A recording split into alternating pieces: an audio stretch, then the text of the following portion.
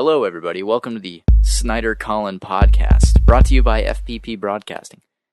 This week's episode is sponsored by Charles Manson. The man with a plan. Wow. President. Oh, man. Yeah. As you can see what I'm on today, just like we on every other day, go get it. Get to the bag, music, Cocaine trap music type shit, I'm a rare individual, cut off your hand if it's killing you. You gotta stand on your tippy don't take. I got cool like a booty. She give me tame, then I sleep on her booty. Bought me a house, turn that bitch to a cutie. I'm flying, I elevate. I got problems, an open case. My little bro got his first baby on the way. Hello, everybody. Welcome to the Snyder-Collin Podcast. Thanks for joining us. We already did the intro. Anyway, my name's Jacob Snyder. Here's Collin Goody. He's next to me right now. Here's Johnny. Oh, God. It's great to be back. It's great to have you back, Collin. Yeah, We do this every week, we do. but I miss you thoroughly when we do it. And I love you. I love you too. Thanks, man. Will you marry me? Yes. Excellent. Yeah. It is excellent, isn't it? Mm-hmm. You know what else is excellent? Oh, I smell a segue. Charles Manson passing away. That is excellent. That's good. That's good for the world. At the ancient age of 83. Boy, what is he, Skeletor? But, Oh, man. coincidence enough, though, because, drum roll. It's my drum roll. That's what I did there. Alright, I won't do that. It's like shaking everything. Yeah, it's fine. Shaking the equipment. It's alright. But new Tarantino movie details about setting during the backdrop of Los Angeles, summer of 1969, Yeah. which is, of course, the year that Charles Manson and his dirty little cult family killed Sharon Tate. Yep. Mm-hmm. Good story there, It's actually pretty interesting, Charles Manson and his crazy life. I mean, I haven't really read much about him. Well, he spent most of his life in prison. He was like the mother to like a 16-year-old. He was just like in and out of jail all his life, and then during the he was the mother of a 16-year-old? or he was the child of a 16-year-old mother. Oh, okay. All right. And Fair enough. I thought this was going to get weird. No. Well, it is. Weirder than usual, yeah. It's Charles Manson, and he kind of just had like this cult, did LSD, had orgies, claimed he was like a prophet, basically, and he had this like vision of some apocalyptic race war, and they thought murdering actress Sharon Tate, who was married to film director Roman Polanski, who of course did Rosemary's Baby in Chinatown. Yeah, interesting. Mm-hmm. They killed her. They used her blood and wrote "pig" on the wall. My God. Yeah, and then they all got arrested and spent their whole lives in jail, and now he died of natural causes. Shit. Was he not on death row? He had let me look it up. He didn't get the death sentence, obviously. Yeah. It might not have been legal in the state of California, maybe? Fair enough. I think. I don't know. He was just in jail for a long time. His whole life. Okay. Practically. Basically, yeah. Yeah. But yeah, there's a new untitled Tarantino movie. And I wish it was all about the Manson family. I think that would be amazing, seeing him do that. But I don't want to see his like spaghetti western, blaxploitation, kung fu style on a Charles Manson. Like, wouldn't it be interesting if he'd like had a completely like different take? It would be pretty interesting. I think it's just a little too controversial. I think people would for him to do personally, because everything he does is kind of like, you don't know how to feel about it. Am I supposed to laugh? Am I supposed to be like disgusted at what I'm seeing? Fair enough, but I think that in general, everything that Tarantino does can be seen from a viewpoint of not in the wrong. Like, Kill Bill is incredibly violent, but also it's empowering for women. Yeah. And like, him saying the N-word in films such as Pulp Fiction, you can just chalk it up to writing. He wrote a racist and played it. Yeah, freedom of speech. Yeah. Because he's a writer. Yeah, this one is, they say he glorifies violence, but he just likes to make violent movies. Yeah, have you seen that article where he's on like or not article, video where he's on like some news channel or something, and like this lady's like bitching at him, and he's just like, but it's just so much fun. And it's like, okay, I fair have enough. seen that interview. Fair enough. I mean, like, dude, I love bloody violence as much as everyone else. Yeah. His answers for those, that lady was trying to bait him. Oh, yeah. And his answers were perfect. Because he was just constantly like, no, it's fun. I like doing action. I like violent movies. I just like violent movies. I love writing. It's just good cinema. The films they shoot are on film. Oh, is this movie going to be shot on film? Oh, most likely. It will be. Actually, on like crappy 16mm film that has like tons of scratches, and it's like it's almost like rotting away. And he's like, no, it's perfect. 16mm looks so good though. Is it 60? All right, like 8mm. 8mm looks terrible. Where it's like 4:3. Like, well, yeah. I mean, it's 8mm looks like an old home video. It's cool to see like clips of it or like something like it. You can look up old Super 8 footage, and like it looks terrible.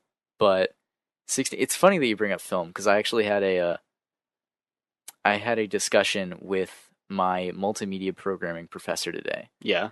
More of an argument, if I'm honest. Was it about what's a better, film or digital? Yes. Yeah, because he's very in tune with the new cameras, the new thing, and all that. And I think that I don't feel super strongly about it. I think that digital absolutely presents a crisper image. There is no doubt. Yeah. It obviously looks crisper, and it's just the future of like, the technology. Yeah. And like it's a lot simpler, it's a lot easier, it's a lot more convenient, surely. But I think that Scorsese said it best in saying that just because something's convenient doesn't make it better, doesn't make it the better alternative. It's a way to cheaply do things. And I think that films shot in 16mm look better. They feel better. They have a legitimacy to them. They do. They film. Yeah. Cinema. Yeah. They're timeless. Yeah. And digital, like sometimes like in digital, like the motion, like when someone moves, there's kind of like a blur or something. Yeah. You know what movies have terrible cinematography? What? The first two Avengers movies. They do have bad cinematography. I don't know like why, but they look like TV movies. They look like they were shot for TV, like that digital, Yeah. I can't think of any other Marvel movies that have that look. Like, I'm pretty sure, isn't the Avengers like all full frame? There's no black bars. I can't remember. I think it is. I don't know the aspect ratio, but that movie, that digital doesn't look too great. It's shot on the Arri Alexa as well. Well, there you go. Yeah. I didn't know that. But so is Mad Max Fury Road. They're shot on the same camera. It's all a color grading issue. Marvel does have issues color grading their films. Mad Max looked great. Mad Max does look great, but they color grade really well. They did. The colors pop. It looks really great. If you look at the footage before it's color graded, everything's just kind of like brown, sandy. Yeah, but that's stuff. the point. Yeah. Like that digital cameras shoot in a lot of grays. That's why your home video DSLR listener at home shoots in gray tones. It shoots incredibly gray tones. There's no contrast at all. It's to give you the opportunity to color correct it exactly how you want it. Shooting in gray, not gray necessarily. I'm not saying literally shooting in gray, but the quality of the image looks grayer than reality, so that it gives you the opportunity to color correct. How long has color correcting been around for? Since Oh Brother, Where Art Thou? You're exactly right, because that's what I was thinking, because that was the big groundbreaking like movie where everything was color corrected, and I was like, were they doing that like in the 80s? I don't think so, but yeah, you're absolutely right. It is Oh Brother, Where Art Thou? Yeah. The only time I can think of where I was like, God, man, dude, why didn't they just film this movie on film as opposed to digital? Was the last Ang Lee movie, Billy Lynn's Long Halftime Walk, which was shot in fucking 4K. Oh. And it's very off-putting visually. And the whole time you're just like, because you can imagine the movie if it didn't have that like weird resolution, and it would look better. Yeah. I mean, the movie was okay at best. It wasn't really that great of a movie, but it did did not need to be shot in 4K. Basically, No. Ang Lee was just like, "Oh, I'm doing an experiment." I mean, yeah, I didn't see that movie. I I don't- remember it coming out. Who was in that? Wasn't it? Steve Martin, Chris Tucker. I don't remember the guy who played Billy Lynn. Kristen Stewart was in it. Okay, gotcha. It was okay. It was kind of a mess a little bit. The acting was kind of strange. It was okay, but Fair enough. it didn't need to be shot in super 4K high resolution. I bet it looks insane on a 4K TV though. Yeah, I bet it does. Like apparently none of the actors wore makeup because it would just look terrible in that resolution. Yeah. You would be able to see the makeup. Yeah. So Well, Guardians 2 was shot on 8K. really? Yeah. Shot on the 8K Red camera. Red is the new camera. It's the new Arri Alexa. That's because everybody uses the Arri Alexa. What were you saying? I was gonna say it'd be cool to shoot on film, but it's just like no one in this generation knows how to develop film for That's for true. the most part. That's 'cause true. we all Ryan use Coogler. digital. Ryan Coogler shot Fruitvale Station on 16mm. Oh, really? Yeah. And it looks different. Like it just looks better. Like it you looks can like, look at it looks Creed. like a real movie. Yeah, you can look at Creed. Creed's a great movie. I really love Creed. Fruitvale Station looks better than Creed. A lot better. It's just there's something about it. It will hold up better. Are we still perfecting digital cameras? For sure we are. Yeah. Dude, 28 days later, it's insane how like strange that movie looks. I mean, they knew it wasn't going to age well, but it was shot on like standard definition digital cameras as Yeah. like an artistic choice. Mhm. And when you watch it on Blu-ray, it like looks terrible. It looks like it's like streaming, but that was all kind of part of the look. And this is Yeah. like 2003. Do you know what the first film to really use digital was? Like Like a big like studio movie. A big studio movie to use digital cameras I- mixed with film, but the the second film in this franchise used completely digital.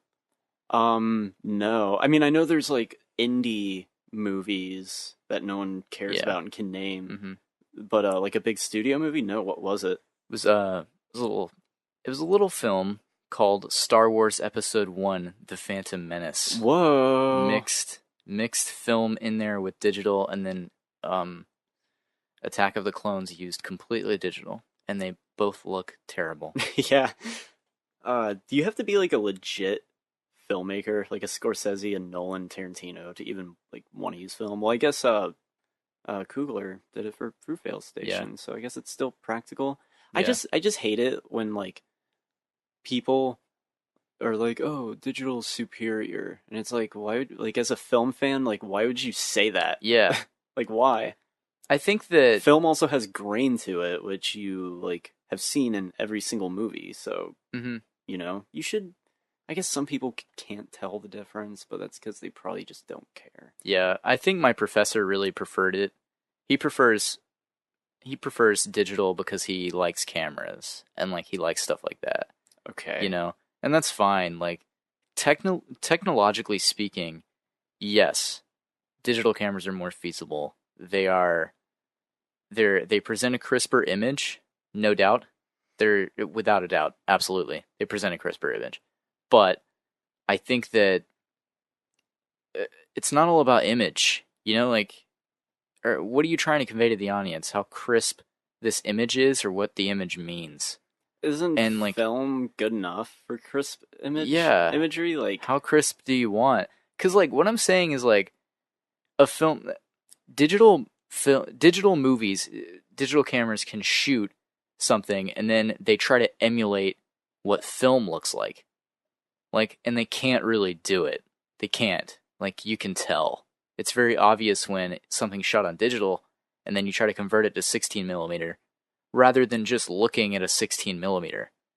It looks better. Like, there's something about it. The way shadows work on it. The way it's grain. that grain. It's just That an authentic celluloid. look. Yeah.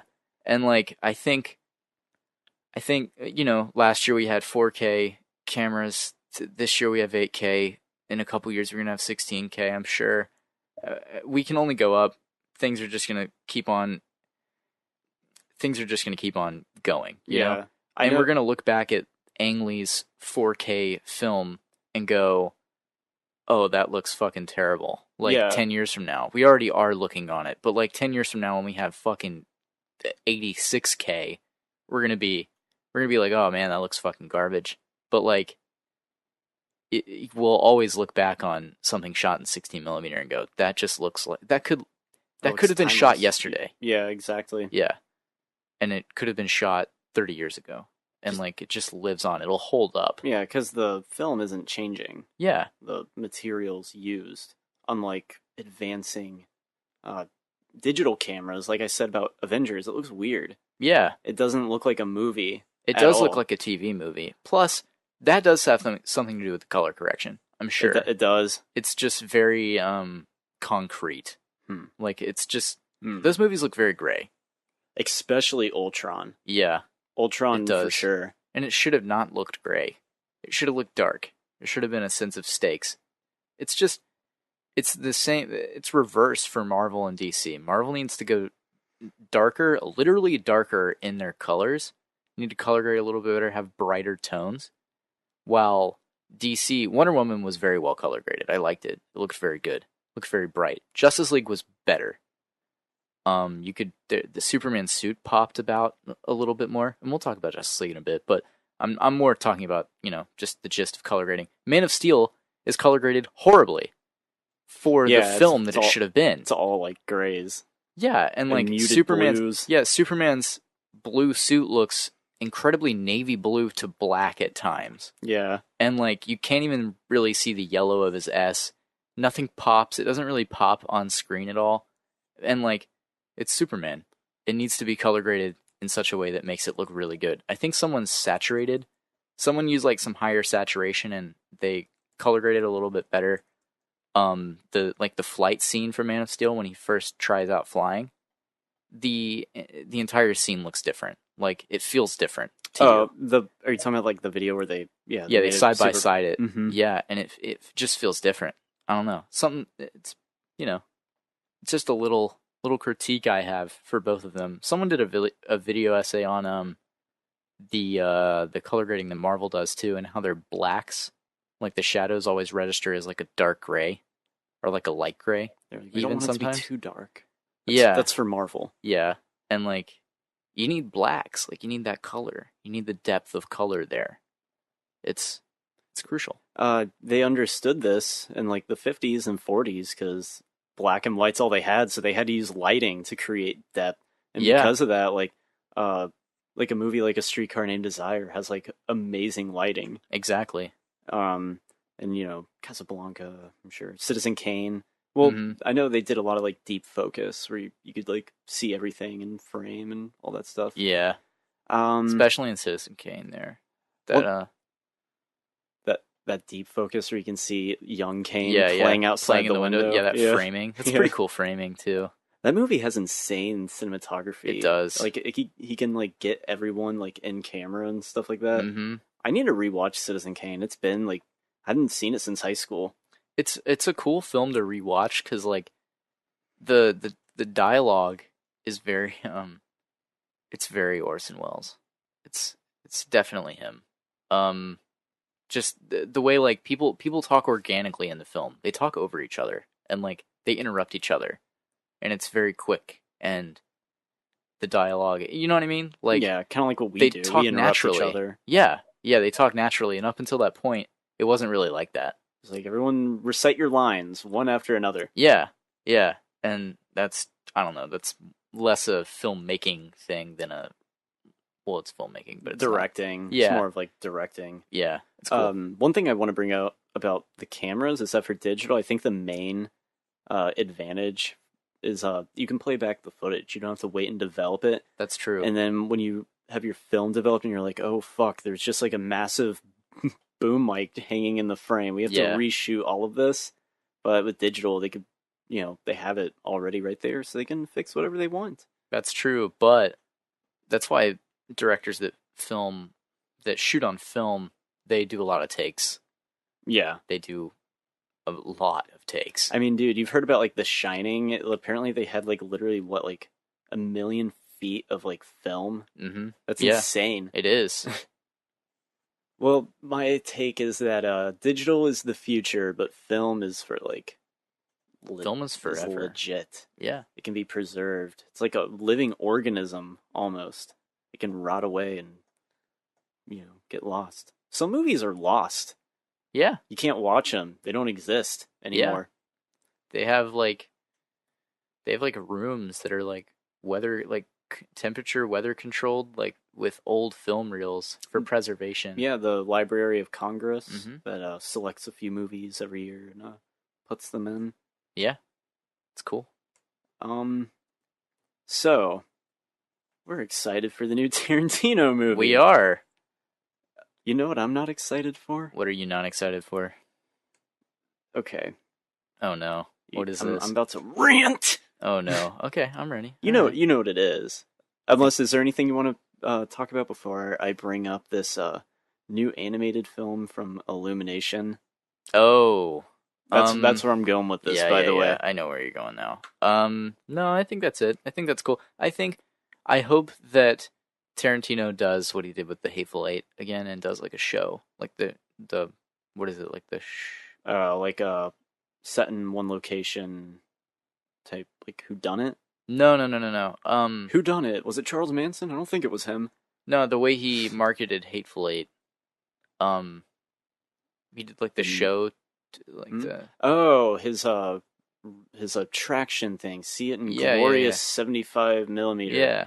Roadside? Was that the company that did it? Yeah, maybe. Yeah, Roadshow, Roadside. It was called a Roadshow, and Panavision let them do it. Yeah, it was by Panavision, and it was presented in glorious film, 70 millimeter. It was cool. Hope that happens again because that was cool, and I didn't get a chance to go see The Hateful Eight in 70 mil. Where would it even have been the closest place? Like I don't Atlanta? know. Probably, Orlando? yeah, probably Tampa. All right. Be cool to go do that. It would be. Anyway, all right. This new film from Illumination, Collin. Tell me a little bit about it. What character is there possibly a beloved character that's in this? Yes. All right. So Illumination Studios is a subsidiary company from Universal. They make the movies that I guess like modern moms seem to love, like Despicable Me, Minions, The Secret Life of Pets, and Sing. Modern mom movies. That's what I'm going to call them, because the dads aren't taking their kids to go see these movies in theaters. It's probably their mom taking a few kids. Yeah. It has some. I mean, I haven't seen any Despicable Me movies, so I can't really hate on them. Other than whenever I see them, it doesn't look for me. They're not as good as Disney. Basically. Certainly not. No, their animation, certainly not. Their animation isn't as good. Their writing is probably pretty basic. Kind of like the new DreamWorks, I guess. Yeah, I would say so. I would agree with that. They are very financially successful, though. You're right. But the breaking news is that Nintendo, of all companies, is interested in Illumination Studios, an animated Super Mario Brothers movie. I fucking hate this. I fucking hate this. I fucking hate this. Alright, so it's not going to be good. It would not be good. Video games don't need to be movies. You're right, they don't work. And Mario, there's no fucking story to Mario. He doesn't even talk. I mean, yeah, he goes, "It's a me, Mario." And he goes, "Wahoo!" And that's it. You don't get the enjoyment out of the video games from the story. They're fun because you're playing them. And when you take that away, what do you have? Yeah, you have some colorful, iconic characters, but what, like, I don't know. I don't buy it. I don't buy it for a second. Especially since it's Illumination. But even then, I mean, if Disney was making this, that'd be pretty cool. So I'd have a bit more faith. I just don't think video games should be movies. Fair enough. I think that some video games have a shot. This is not one of them. I think that it will. Here's my guess. Here's my proposed. What, like the plot? No. How it will be received. I think that everybody will like it.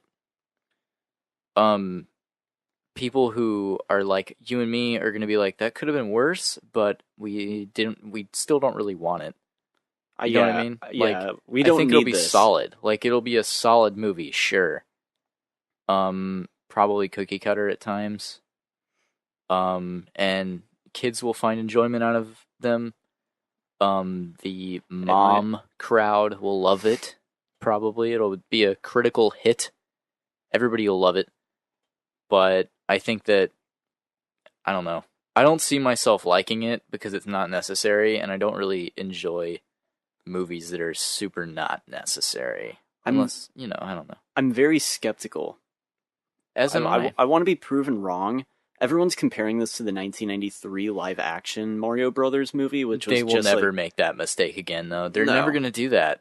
This will be a different thing. It'll probably be a fairly faithful adaptation. Yeah, because it's going to be animated, which is how it should be if you're going to do this.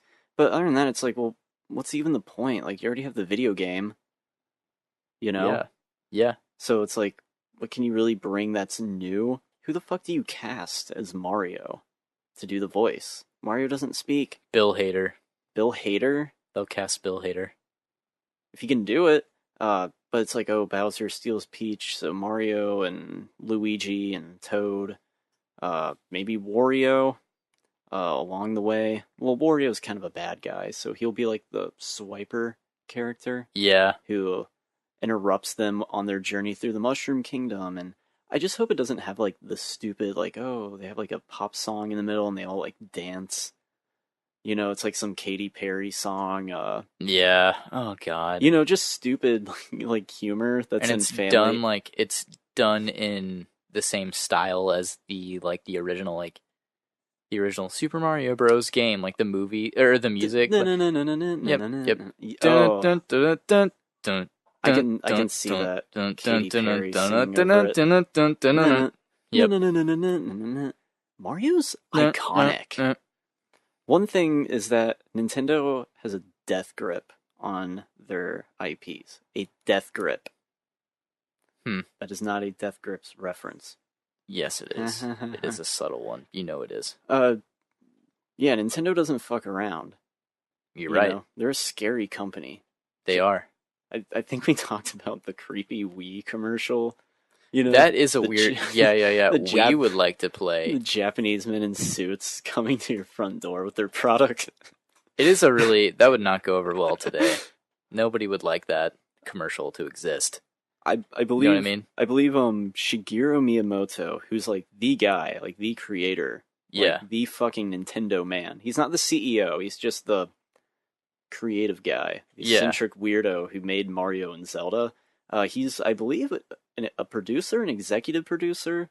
So I don't think they're gonna have them like minion this up. Can we put some minions in it? No. Minion crossover? Minions in the Mushroom Kingdom? Ew, what if that's what it's called? Minions in the Mushroom Kingdom. I would hate it a lot more than I already do, and I already kind of hate it a lot. That would not fly. No, it would not.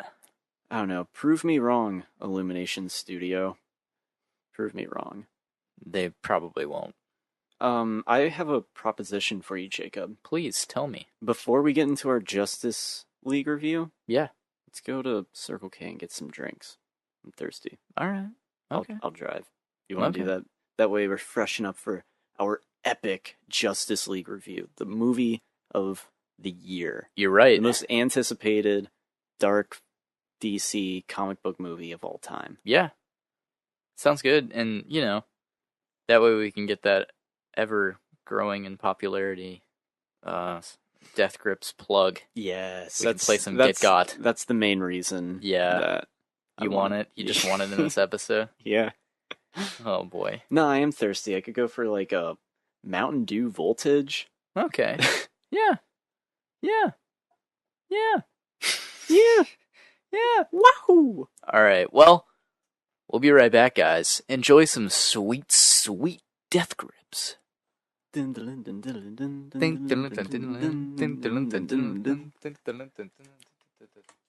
All right. Well, welcome back, everybody. Thank you for holding on there.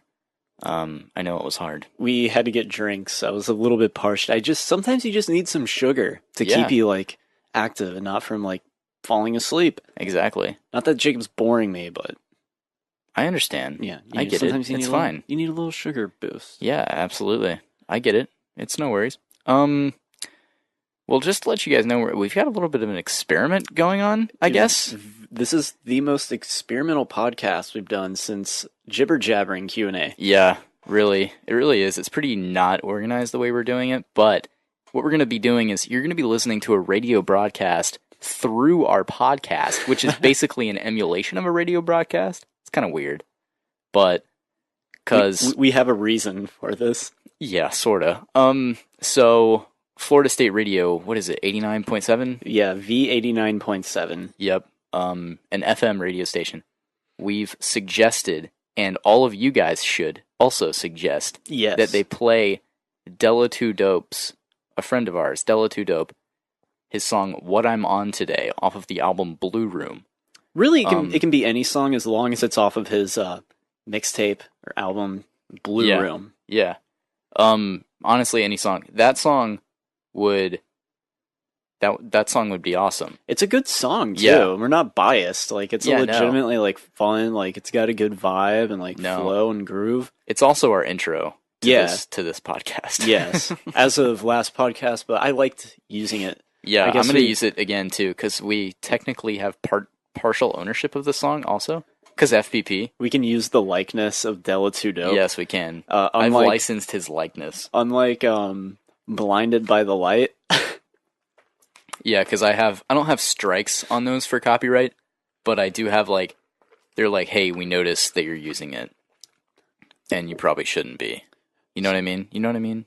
So the reason we have this V89.7 connected to the podcast is because this is all happening in real time. Yeah. Here, Jacob, go ahead and unmute it real quick. Yeah, okay. All right. Let me make sure it's not going to destroy anybody's ears. Yeah, right now it's just some guys. There they are. The point that I'm trying to make, and that's it. Sliding in the DMs as we move on. At AFC West, does anyone want to win that division? At Pepsi, you got a great one in Aaron Judge. All right, there we go. At Legion of Boom, see you later. At Georgia Dome. Yeah, just some guys jibber jabbering. Yeah, they're pretty much talking about bullshit in sports. One of the guys sounded just like Drew too. It's true, a little bit nasally of a Drew, but still Drew Deedson.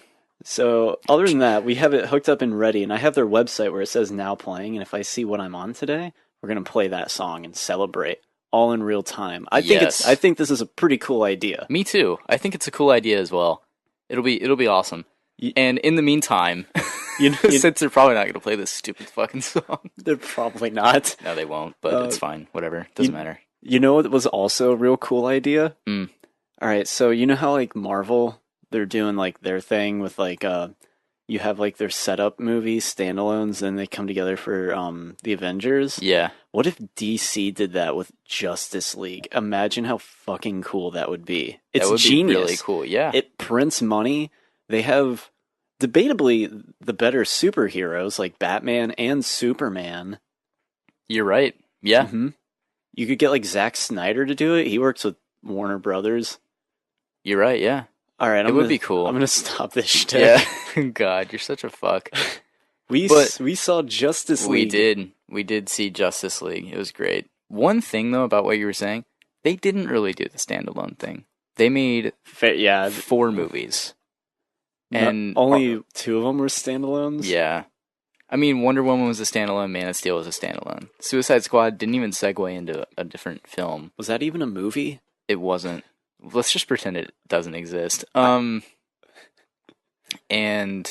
BVS was a train wreck. Yeah, it was train wreck is a good way to put it, if I'm honest. It was a cluster fuck of bloated ketchup.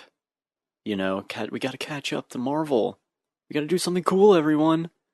Was Man of Steel intended to be the first of a cinematic universe, or did they just happen to make it, knowing that they were going to make sequels, and then they were like, you know what? Yeah. Well, I don't think so. I don't think so either, but there is a Wayne satellite. scene in Man of Steel. There's a Wayne Enterprises or something satellite that Superman destroys. So there's like an Easter egg. Yeah. Okay. The idea was at least implanted. You know what I mean? It was Yeah. like, hey, we can if we want to. Yeah, we can do this thing. We might not, though.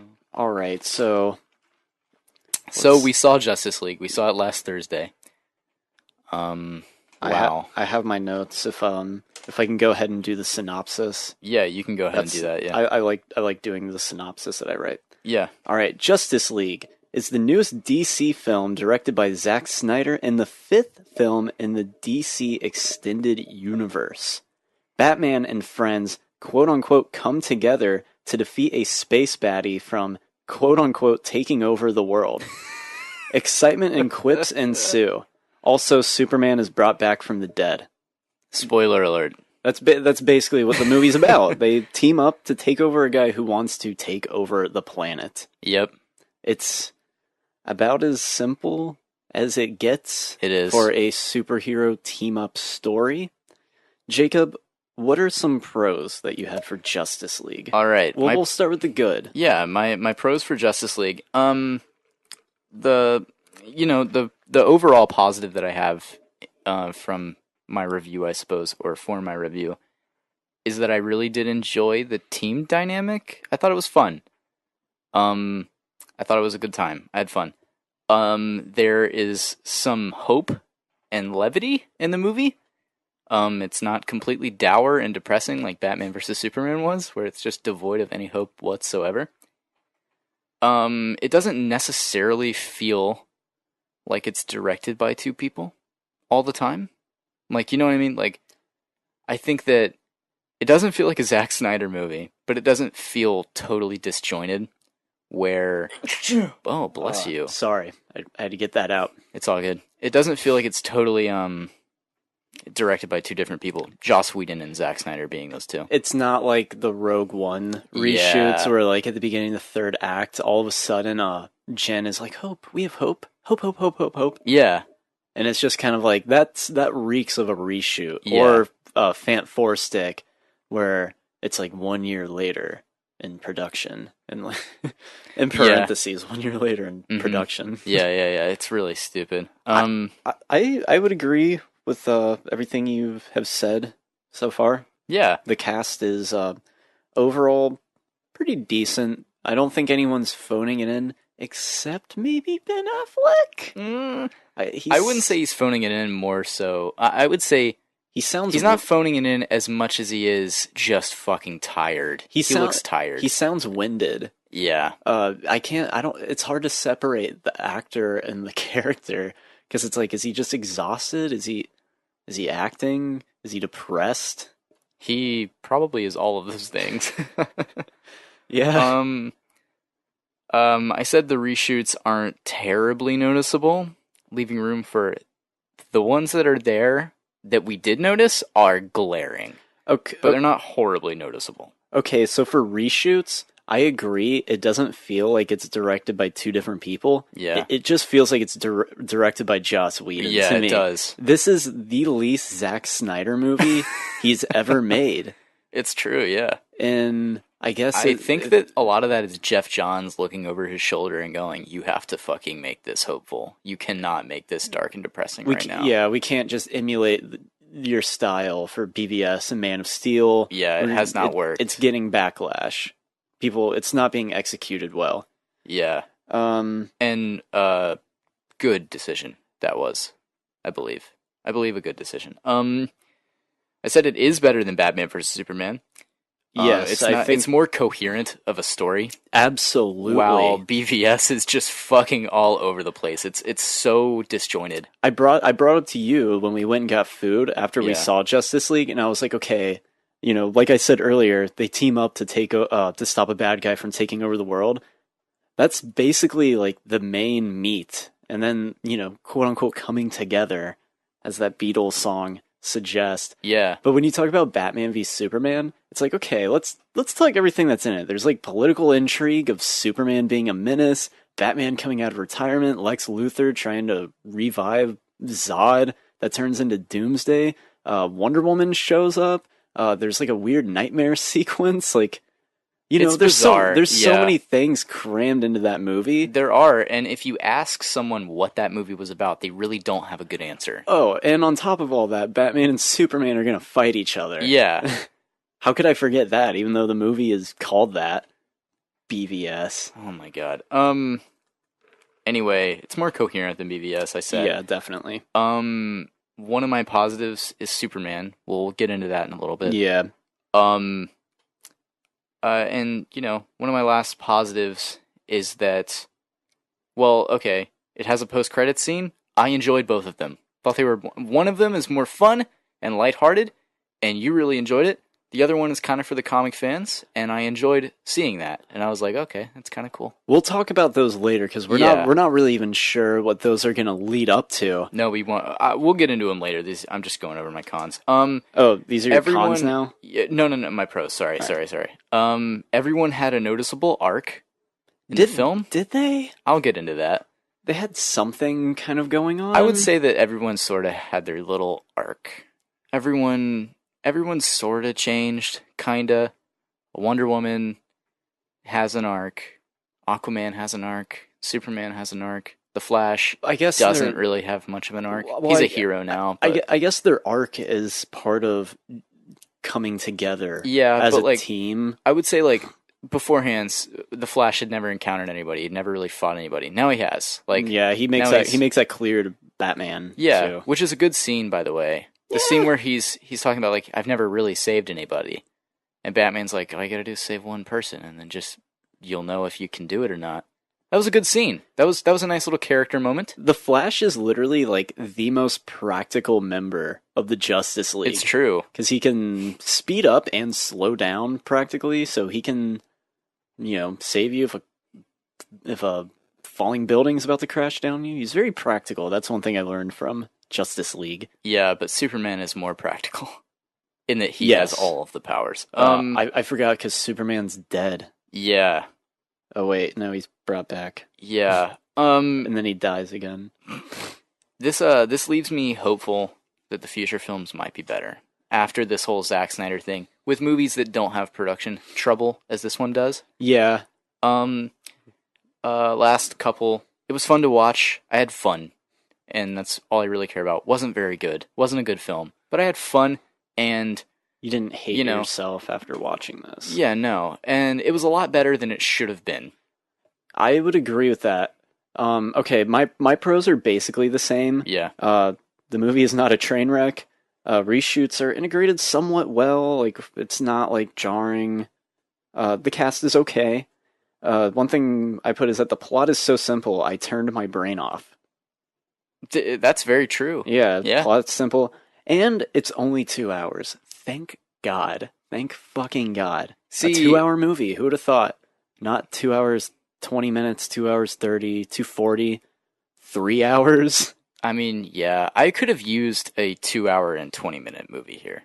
Because, like, just an extra half hour to maybe, like, because that first act, it's one of my cons. That first act is it's so rushed. Everything is so just crammed in there. There is a Batman scene here, a Superman scene there, a prequel scene or whatever, a Wonder Woman scene or two there, The Flash, Aquaman. They have so many things to set up. Cyborg, the most forgotten character in this film. Yeah. We'll get into about his suit and why it's so dumb what they did with it. It's so fucking awful looking. The beginning, like, I think it's to expect that. You know, here's a little Batman scene. Here's a little Wonder Woman scene. Yeah. Here's a little Aquaman for you. Oh, yeah. Is that Aquaman? That was my Aquaman blurb. Alright, so any cons? Well, are you done with your positives? Yeah. Shit, I went through my positives and it took a couple minutes. Well, yours are kind of similar to mine. Fair enough. Movie's not a train wreck. Reshoots are integrated somewhat well. Cast is okay. Plot is simple, not like BVS, where it's like it's just 10 all over the fucking things. place. Yeah. Oh, also in BVS, like Amy Adams, or Lois Lane, like going you like call her Amy what Adams. was that thing at her at the beginning? Like going into some like terrorist base and they find some bullet made from Lex Luthor's like facility. Like, who cares? Why is this in the movie? Yeah, although I would say that there is a scene toward the beginning of this movie kind of like that. It's the Batman scene with the parademon. Yes. That's really... and it, like, provides insight to the plot that Batman wouldn't have had, but, like, he's still, like, there's... It's kind of like, what a coincidence. Yeah, like, why would that... I think RLM talked about this in their review. Yeah, they did. They were like, why would it leave that marking after dying? Like, is it so ingrained in itself that it leaves the unit? I don't know. That was dumb. But I looked past it. I didn't even notice it, really, until I thought about it. We'll get into more details. Yeah, after cons. Yes. So those are the pros. And here, I'll start with my cons first. For sure. All right, the first one I've written down is LAME, lame. This movie was just kind of bland. It was bland, but I wouldn't call it lame. I think it's lame in such... I enjoyed it. I had fun in this movie. And I disagree with it being called lame. All right, but what about bland, vanilla, safe, marketable? Safe, I would say. Marketable, absolutely. You know? Vanilla, I mean, it's not vanilla because everybody, there's hints of Rocky Road thrown in there. There's some, mostly vanilla. The third act is Rocky Road. Yeah, there's... I would say the first act is more... Okay. That's your Rocky Road? I would say, well, okay, I would say this. I say the first act is very choppy. It's barely a film. The second act is better. It has that 15 minutes of bringing Superman back that we'll talk about that's very out of place in the film and is brought up so suddenly. And then the third act kind of just turns... It's what just you a fight expect. scene. It's what you got from the trailers. Yeah, but it's actually like a film. Like, it is a film. Like... While, like, the first act is not. It's like half so bad. half of the movie is a movie. Yeah. Okay, another con. Yeah. Really, really lackluster CGI. Oh my god, that's one of my cons too. Yeah, very lackluster. It really is bad. And the villain, Steppenwolf, there's nothing to him, really. He really didn't have any backstory whatsoever. No. They hinted at it. He says like for dark side. But that's all you get. That's all you get. We get a backstory, a flashback scene, which coincides with the terrible lackluster CGI. It looks like a video game. It does. It legitimately looks like a cutscene from like the new Elder Scrolls game, like an Xbox One commercial. Yeah, are you talking about the Atlanteans and the Amazonians? Yeah, versus when all the and the Green Lanterns, when all the kingdoms come together to fight Steppenwolf, like 1,000 years or something like that. Yeah, and it just looks like a video game, straight up. All right, my next con is going to be very controversial. Sure. The Flash was on the nose. I was not crazy about some of the Flash's dialogue and some of his performance in this movie. I would agree with you. I think that he was supposed to be like... I liked him more than you did. Yes. You disliked him a lot more than I did. But I just think some of his dialogue, the jokes were funny at first and they went on too long. Mm-hmm. Maybe that's supposed to be his character, awkward, but not. It made me kind of curl my toes a little bit because I didn't really like it. It just came off as oh, I'm the cute one, everyone. Yeah. There's the scene where Bruce Wayne's like, hey, join my team, and he's like, okay, I'm in. And he's like, blah, blah, blah, blah, blah. I need friends. I don't have any friends. And one girl in the audience went, aw. And that's what I mean. That's he's the cute one, and he flares his nostrils a lot, and his mouth will be open when someone really's cool. I just didn't think he was really that funny. Fair enough. I thought his powers were cool. He does have cool powers. I like that he doesn't really exactly have a handle on them, and he's pretty uncoordinated with them. Kind of like Peter Parker in Spider-Man: Homecoming. You think about it, kinda, yeah. They both kind of suck. I mean, infinitely more powerful, yeah. Definitely, yeah, definitely more powerful. He is Peter likely Parker. the most powerful member of the Justice League at peak performance. When he gets his power straight, he's a lot faster than Superman. Yeah. He can move a lot quicker. And even in the movie, he moves faster than Superman. Okay. A little. I don't dislike the actor who played him. I just thought his dialogue and maybe the direction for how to make him funny and awkward was just kind of it didn't do it for me. Fair enough. It turned me away. Yeah. A lot of these other cons are kind of spoilery, but all right, well, here's one. We've already gotten into spoiler. This is a very spoiler-heavy review. It will be. We are not in the spoiler territory. We have already brought nothing, up the death of Superman that's the only being thing, undone, and I said a Green Lantern comes in. That's the only thing Those worth are big spoiling. things. But just like details, you know. Yeah, fair enough. All right, Lois Lane is the worst character in the... Wow, oh my god, I wrote MCU Oh my on god, my notes. that's hilarious. That's really funny, actually. Amy Adams is a great actress, but man, like... What's the point of Lois Lane? I mean, she's an ex machina character. She's very much she is there when she needs to be, when the plot needs her to be. She's a plot device. Literally. Yeah. Here's this is more of a nitpick, but when does this movie take place after Batman v Superman? Yeah. I'm telling you, Jacob, this movie takes place like a week, like 2 weeks at the most. Well, I've told you that in the opening scene of the movie, Batman is there and Batman has his Batman stubble that Ben Affleck has, and then later he recruits Aquaman and has a full beard, and then he shaves it, and then like the Justice League's formed. So like you're saying that's, I thought that was a way to show that time has passed a little. You're saying that it's in continuity error. I think it is, because it's never really addressed. Because they do make a point to show that Ben Affleck shaves his beard off. Yeah, that's kind of interesting. They should have just went full on bearded Batman. They could have, but that would have been amazing. I think it is some sort of like continuity thing. It's like that scene in Star Wars: The Force Awakens. Yeah. Do you know what I'm going to go with that? I'm going to go a little off topic, but it's like little minor things I notice in movies, and it's like the result of like there being some sort of error. It's when Poe and Finn reunite, and Poe's like, "Hey, you're wearing my jacket," and Finn's like, "Oh yeah, here you go," and he's like, "No, keep it." What about that scene? Because like Finn's a stormtrooper, and you know, like someone was like, "Well, fuck, he can't just like walk around with stormtrooper clothes. He needs some clothes." And they were like, you know, it's like really specific things like that. Yeah, I guess I get that. And I feel like maybe Affleck's beard was kind of like that. We were like, well, we shot him with like this beard already for the Aquaman scene. That was like 2 years ago. The movie's coming out in 4 months, everyone.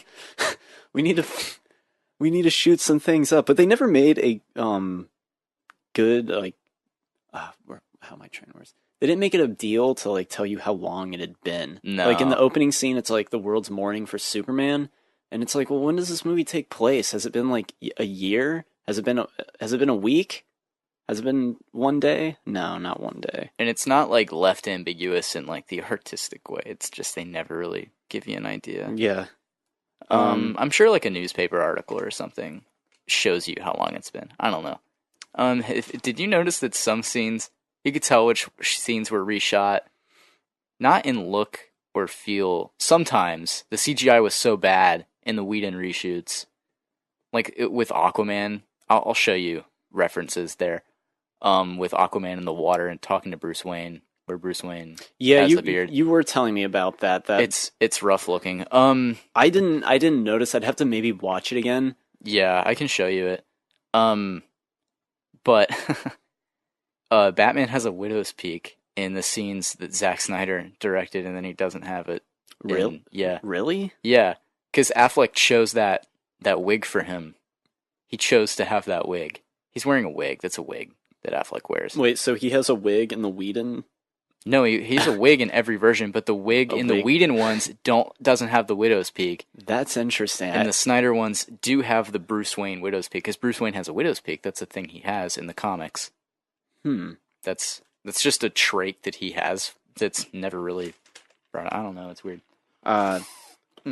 So, okay, a few more nitpicks. Superman's comeback, a failed opportunity. Was it really worth having him die in BVS just to bring him back in Justice League? It's a great concept, the death of Superman. Yeah, it is. That's like a pretty integral thing in the comics, what series, what graphic novel it takes place. The death of Superman. It's a big fucking deal.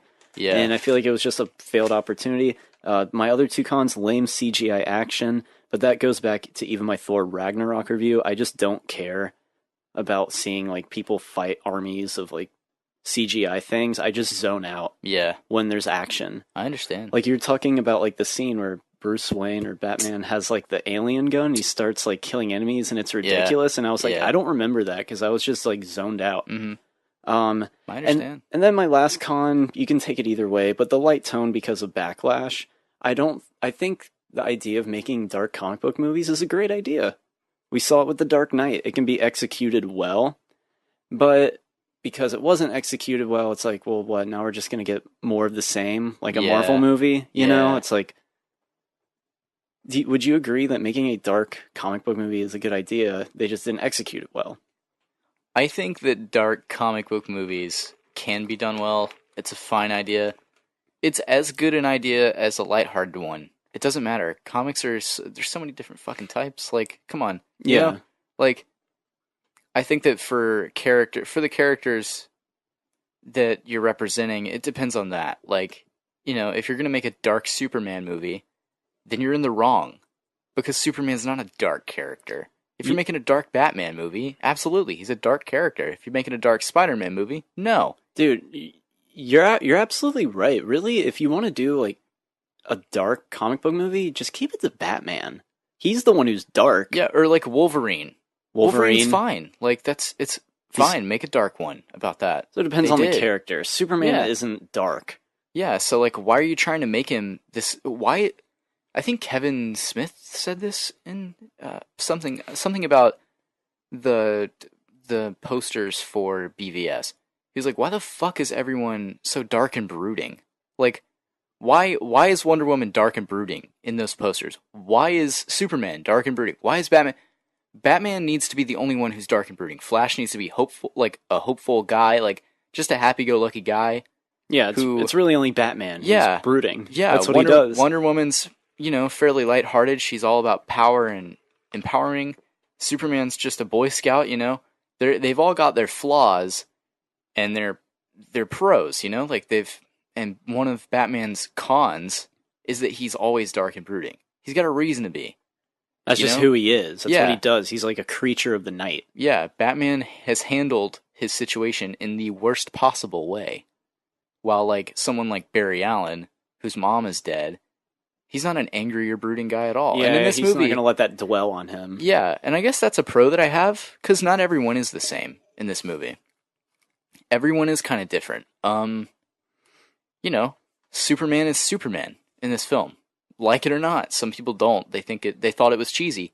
This is the best modern representation of Superman in film in recent history. I don't think anyone's gonna argue that Brandon Routh was a superior Superman. No. This Superman made jokes, but like they're Boy Scout jokes, they're dad jokes. Like they're just he's just like, well, I'll kick you off the team if you don't beat me in a race. You know, like He's like, I represent truth and justice. Like, just, that's so cheese. But it's Superman. Like, that's what he does. That's awesome. Yeah. And, like, you know, anybody who says that's cheesy, fine. Then Superman's cheesy to you. Because that was Superman. It was great. But maybe you could make the argument of being like, well, the tone that's been pre-established for this film universe didn't really welcome that type of dialogue. True, but the tone was wrong. Yeah, that tone was wrong. They took the wrong approach, and that's why I think Jeff Johns is coming on now. Jeff Johns is becoming the Kevin Feige of this thing, where he's going, no, you can't do that. We're gonna do this. Is he as good as Kevin Feige is? It's to be seen. Probably not. Probably not. I would say it's to be seen, because with this one. I can't really treat this movie as like a real movie. You know what I mean? Like I have to take it for what it is, which is it's a Franken movie. It's like damaged goods that have been like repurposed into like this movie that had to come out in November. Yeah. And we can't do Wonder Woman either because Wonder Woman started production before Jeff Johns was on board. Aquaman is the real telling movie of this franchise. It'll show. This one doesn't really have hands-on by Snyder. Snyder produced it because of the visuals, to like at least because the visuals used in Justice League for the underwater Atlantis sequences James Wan produced those. Didn't direct them, but he at least produced them and was like, "This is how we want Atlantis to look." Okay, I see what you mean. Yeah. So They're sort of, they collabed on it a little, but that'll be a James Wan film with Jeff Johns kind of going, "You should do this here if you want, like you should make it hopeful here and all this shit, not too dark and brooding." Dude, I don't think this Aquaman movie is. I mean, it can be fine, but I don't think I don't think anyone's gonna be that interested after Justice League. I don't know. It depends on the marketing, honestly. You gotta have like Wonder Woman or something in it. Just Aquaman. I don't know. I'm excited for it. Everything I've seen from it, it looks like apparently James Wan is ditching the Aquaman armor look, and he's just going full on spandex. Like there's a scene with Amber Heard as Mara. Yeah, that's her. Yeah, and they have pictures of her. She looks like she's wearing like the green tights from the comics, but like an updated version of it that would kind of fit the Snyderverse, I guess. But like it looks great. Do you think there's gonna be like a scene of Aquaman wearing his armor? So he's being like, "Man, even though I'm a pretty big guy, this armor stuff is pretty heavy." And Amber Heard's like, "Well, here, try these," and like tosses him like this like spandex stuff, and then like cuts to like some song. What song would it be?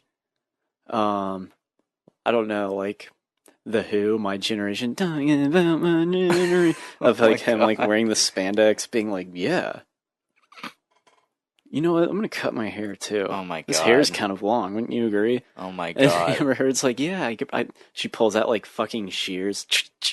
Talking about my generation. He And will. then he has short hair, and she's like, let me touch that color too, and it's like, Oh my it's like God. butterscotch blonde. Oh my god.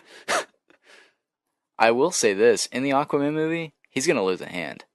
Oh, and he's gonna have a hook. He's gonna have the hook or the water hand. The water hand. He has a water hand. What, a hand that's just made of water? Yeah, like it's like a clear water hand. They will not do the water No, hand. They're not give gonna do him- that. They're no, gonna give do him the anchor the hook. Yeah, It's pretty cool.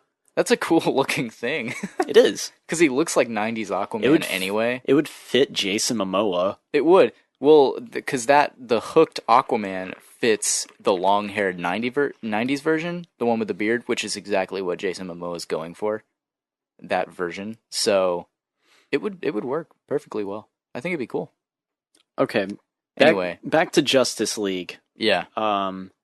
Let's just get into spoilers. If you don't want to know every like things that are specific, like character dialogues, things we like, things we didn't like, I can't really give this movie a glowing recommendation. It's not a train wreck. That's my highest praise, is that for all intents and purposes, this movie should have been a disaster. Yeah. Considering all the reshoots, but it's decent entertainment. It really doesn't make me excited for future DC installments, which who fucking knows what they're going to be at this point because of the box office. Yeah, it's not doing well. I give it a 6 out of 10. Yeah, I would say it's not a great film. It's really not even a good one. But I would say I didn't really expect it to be. Yeah, I didn't either. So I went into it like wanting to have just like a good time watching the movie and just see some characters that I like, and I got that, and it's really flawed, like no doubt about it. It's fucking terrible, really, but it's fun. I don't care. It's not like piss you off, like ranting No. bad. It's No. just kind of they made a Marvel movie. Pretty much. Yeah. I don't know. I hope it's the last of these films to be bogged down by reshoots. Yeah. Because if so, then like, intense reshoots. yeah, not I mean minor, everybody does yeah. reshoots. But these intensive reshoots that we keep hearing about, I think that hopefully it is the last of these films, because if this is truly the last one, and this is kind of better than it's better than it should have been. Yes. For sure. Imagine what they can do with a movie that isn't bogged down by all these fucking reshoots. Maybe it'll be good, Maybe it'll be good. But this one is just okay. Yeah. Yeah. I would recommend it. Go have fun. It's don't expect it to be great. Just enjoy watching Watch Batman and Wonder Woman and The Flash and Superman fight a stupid fucking video game villain. Just do that. Just fun. Just turn your brain off. Be like, oh, costumes. All right, let's get into the specifics. Yeah. Where should we go off? Let me start with Batman. Let's start at the beginning. Okay. The beginning scene of the movie. All right. Yeah. Okay. We're gonna know where you're going. We're gonna go through this entire fucking film. Yeah, we are. All right. I know where you're going with this. So the movie opens up with a Superman Snapchat sequence. Oh, I forgot about that. I thought we were going straight to Batman. No. The Superman Snapchat sequence. This is one of the 2 moments in the film where I went, "Wow, this is definitely a reshoot."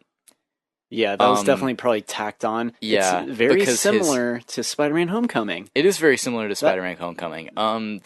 The scene where Spidey is filming his Civil War experience. Yes, kind of the same idea of his cell phone footage.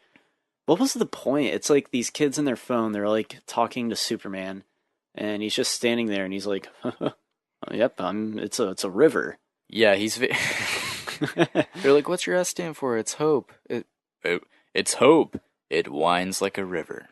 And I'm like, "What the fuck is happening?" And then they're like, "What do you love about Earth?"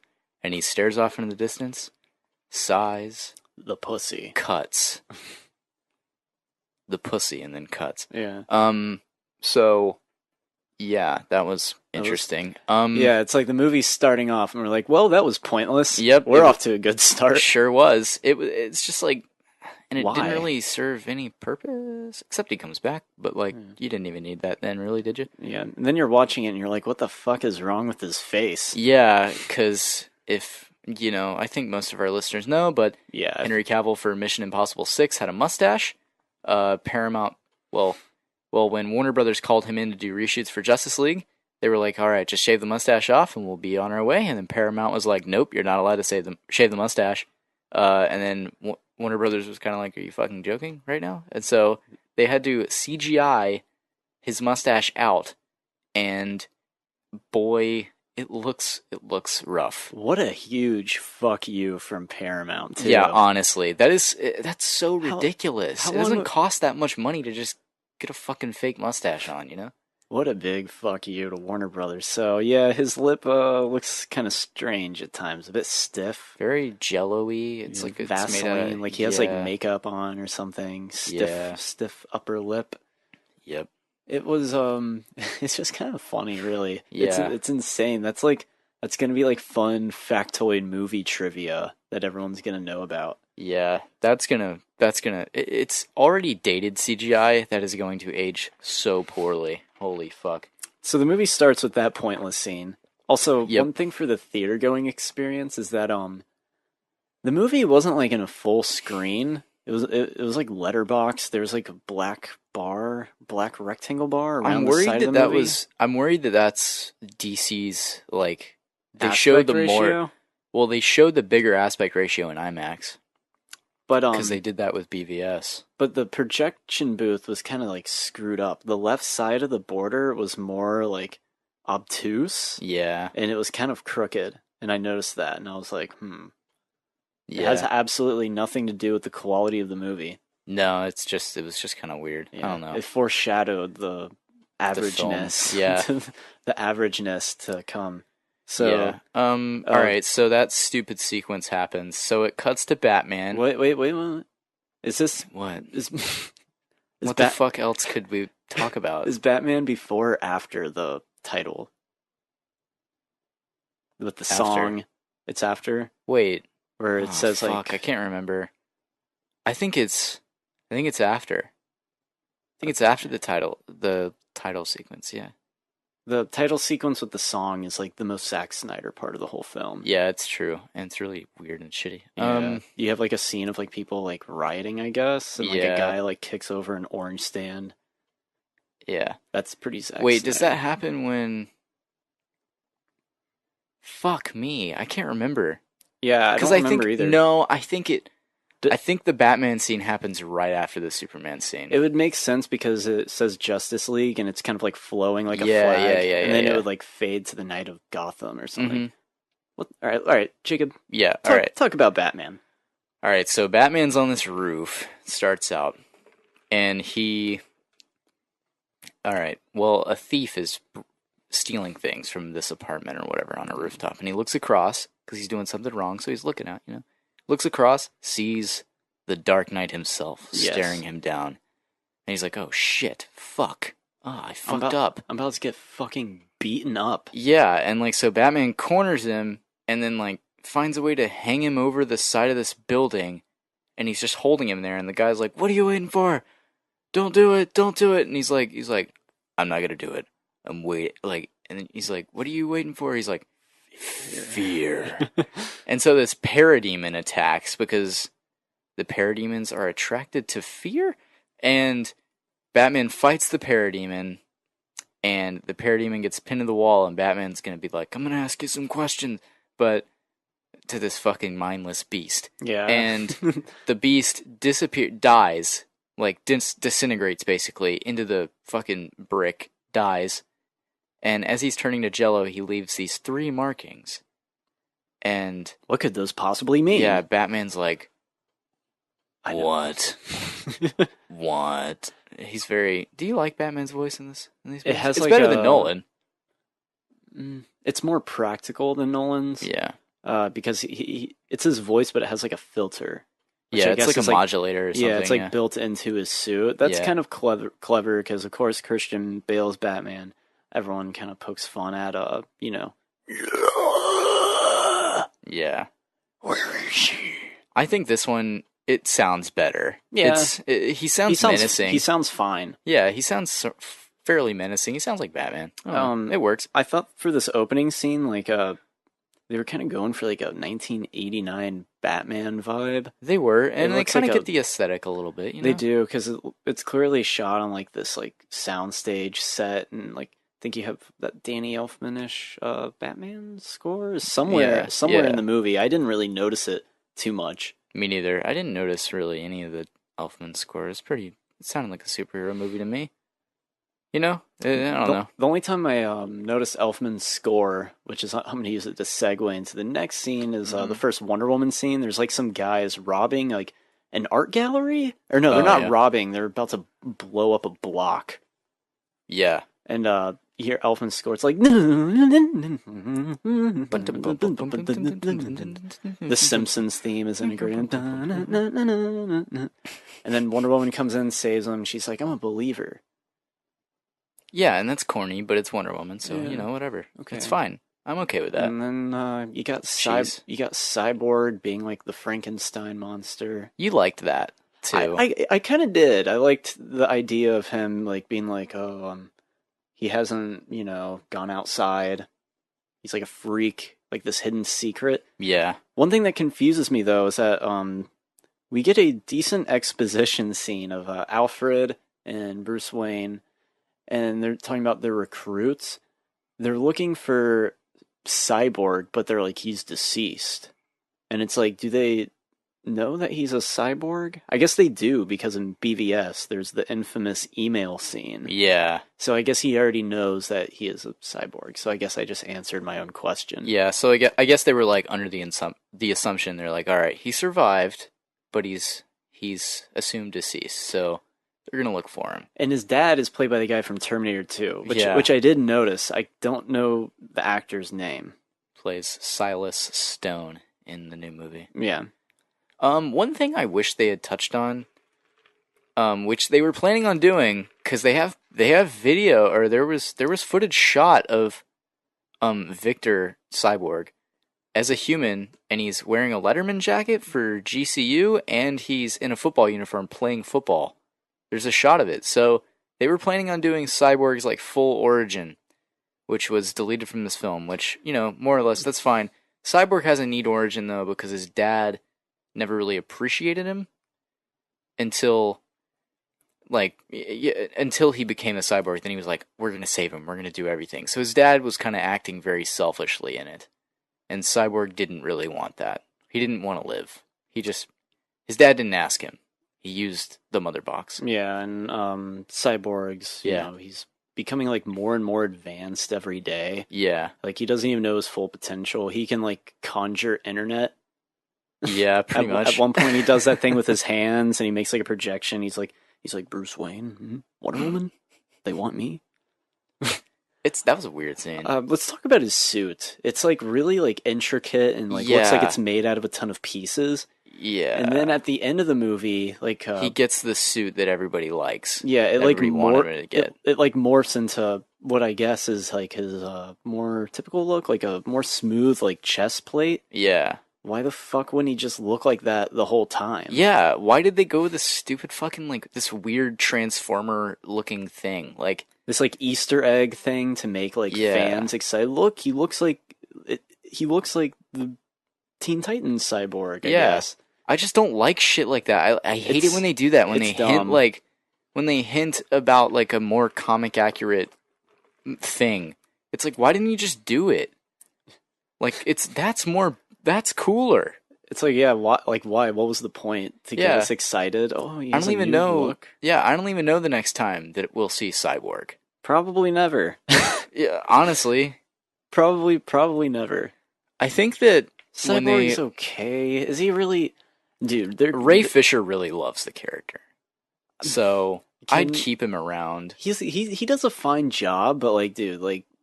It kind of goes back to the Aquaman movie. Is anyone going to give a shit about a Cyborg standalone movie? They would give a shit. They would give a shit if they made it Teen Titans. All right, sold. You're absolutely right. Yeah. If it was, why the fuck won't they do Teen Titans? I think that they're thinking about it. I think that because they made the Flash. They turned the Flash into the Flashpoint movie. There was a Cyborg standalone that was scheduled. And now they removed it from they've removed it from their lineup. I think that enough people were like, we don't want a fucking Cyborg movie. We want Teen Titans. We want Teen Titans. So like they should do that. They should do Teen Titans. That'd be awesome. Cause like that'd be a cool way, or like Young Justice or something. Yeah. Just call it Titans. And like in some new iteration of DC, maybe not in the DCEU, whatever they're gonna do with it. I mean, I think it'll be DCEU, but like maybe their soft rebooted version of it. Because the one without Batman, the one, fuck, I guess Jesse Eisenberg's here to stay. Oh no! Although he was the worst, he had the worst performance in BVS, in my opinion. I thought he was just hamming it up. Yeah, he was awful. I would say he acted like a different character in this post-credit scene. We'll skip to that. We'll talk about that in a bit. But he was much more reserved. You know what I mean? He wasn't like finicky and like no. They're gonna go the route of prison changed Lex Luthor. So he's a little bit more hardened. Yeah, he's a bit more like, well, Mr. Wilson, we have a plan. He's been raped by inmates. Oh God. That would be some dark Zack Snyder shit. Be some dark Zack Snyder shit. The Lex Luthor being sodomized in prison. Oh my God. That would be insane.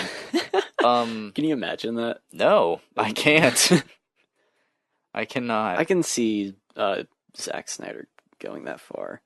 God, really? So yeah, Cyborg, he's okay. The part of my characters that I liked is kind of Frankenstein type. Thing they were doing at the beginning, where he's like, oh, "I'm a monster." Does he? I don't think he says that. That'd be pretty cliche. Yeah, he doesn't say that. I don't think, but either way, it doesn't really matter. Yeah. Hey, Jacob. Yeah, you want to talk about how dumb Bruce Wayne is? Yeah, and how he's. Yeah, I do. And I know. He's your favorite on-screen Batman. But in this movie, Batman is not maybe the best represented as far as his intelligence and intuition goes.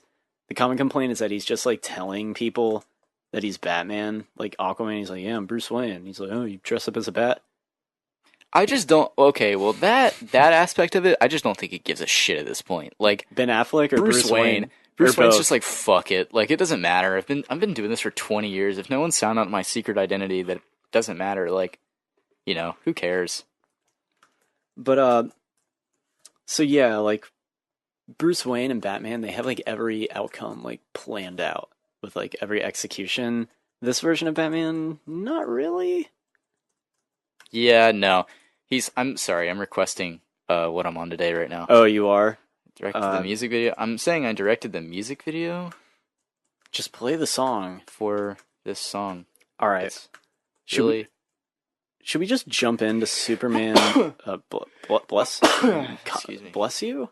Thank you. Yeah, that was a sneeze. Should we just go into Superman coming back and how it's kind of weird Yeah, and like half-assed and kind of Sure. it's just Hold on. Let me say real quick. Batman in this movie is very like... Okay, he's not the same one from BVS. They should have taken that Batman and improved on him instead of making it like a whole new character. Because like Batman in this movie is so just not prepared at all for anything. Like he's all over the place. He just does whatever he wants, and like he conjures up the idea of bringing Superman back just on such a whim, and he's like, this might work. And like this is a character that's supposed to be prepared for every contingency. Like everyone, he has a way to defeat the entire Justice League. That's just bad writing. Yeah, it what is. It comes down to. It is, and like I just don't like the way they presented him. He lets Superman almost kill him. Like, straight up. He almost dies. And, like, he should have. Like, he should have died. Why would you not just wear your Batman v Superman power suit in that moment? I guess he didn't have it? He's not like Tony Stark where his Iron Man suit can just go flying across the globe. I guess not. He's a little bit more gritty and, like, he has to like put it on and shit. But like it's a process. Whatever. It's a fucking process to put on, Jacob. Yeah, I guess it is. I mean, he wore the Batman suit underneath that thing anyway. I think. I just think it's so like dumb, and he is so dumb. Prepared. Yeah, he's not prepared at all. But like then he acts like he is in parts because they're like, oh wait, this is Batman that's talking. We have to write him in. Oh, I have a contingency for that. All right, I would have bought the Superman resurrection idea if at the beginning, like, Bruce Wayne's talking to Alfred about, like, Superman being gone, and if Bruce Wayne was like, oh, Lex Luthor brought Zod back as Doomsday, there has to be a way to bring Superman back. Yeah. And he's like, and that's, like, his motive, because he believes there's a way to revive this Kryptonian. Mm-hmm. But they kind of just, like, it cuts to them digging up the body. And it was kind of jarring at first. It was just like, what? Like, they're grave robbing? It's Cyborg and the Flash. And then they do bring it up that, yeah, this is pretty, like, macabre and fucking weird. Yeah. They're digging up Clark Kent. Yeah. Because he's buried at, like, a family plant? You don't think the government would want, like, Superman's body, like, I'm guessing that one of the superheroes that was around took it. Because what? Is the government going to be like, hey, superhero, no. They're going to be like, fuck off, like, I'm taking the body myself, and so they gave it to Kent's. That's how I always saw it. The Pet Cemetery comparison that the Flash made, that was actually pretty clever. Yeah, that was pretty good. I like that he said it, too. That. He's like, oh, jeez, Pet Cemetery. That's like, something, as it's happening. That's something I would have said if I was the Flash. Of course you would have. Yeah. I've been like, this is like that Stephen King novel. This is like that Stephen King novel, The Flash. Or The Flash. The Flash. Stephen King's The Flash. Flash and you're dead. So basically, they have these all-spark MacGuffin cubes. Yeah. And together they unite to form the Unity? Whatever that is. And, the Mother Cubes? Yeah, the Mother Boxes. Yeah. Yeah. And, I can't really remember anything like that. I know mother boxes exist. I think they're used for like teleportation. Okay. And I think that there is a version of it that Cyborg is a mother box. But in this movie, it's just that his dad has one. Yeah, his dad has found the human mother box, which was just like buried somewhere randomly. buried like maybe 4 feet underground. And they were like, we'll just leave this. The other kingdoms, like Atlantis, it's like heavily fucking guarded. And then in like, it's same with, where's Wonder Woman from? Amazonia? Themyscira. Yeah. It's like heavily guarded, and they're like, oh, we have watches. And then they just like buried it under some dirt, which I guess was presumably found by someone. I mean, obviously it would be. Yeah. Oh, God. They just buried it. Yeah. Dumb. So yeah, you got these MacGuffin things. They obtain one of them through Cyborg. Yep. And they go to Zod's ship.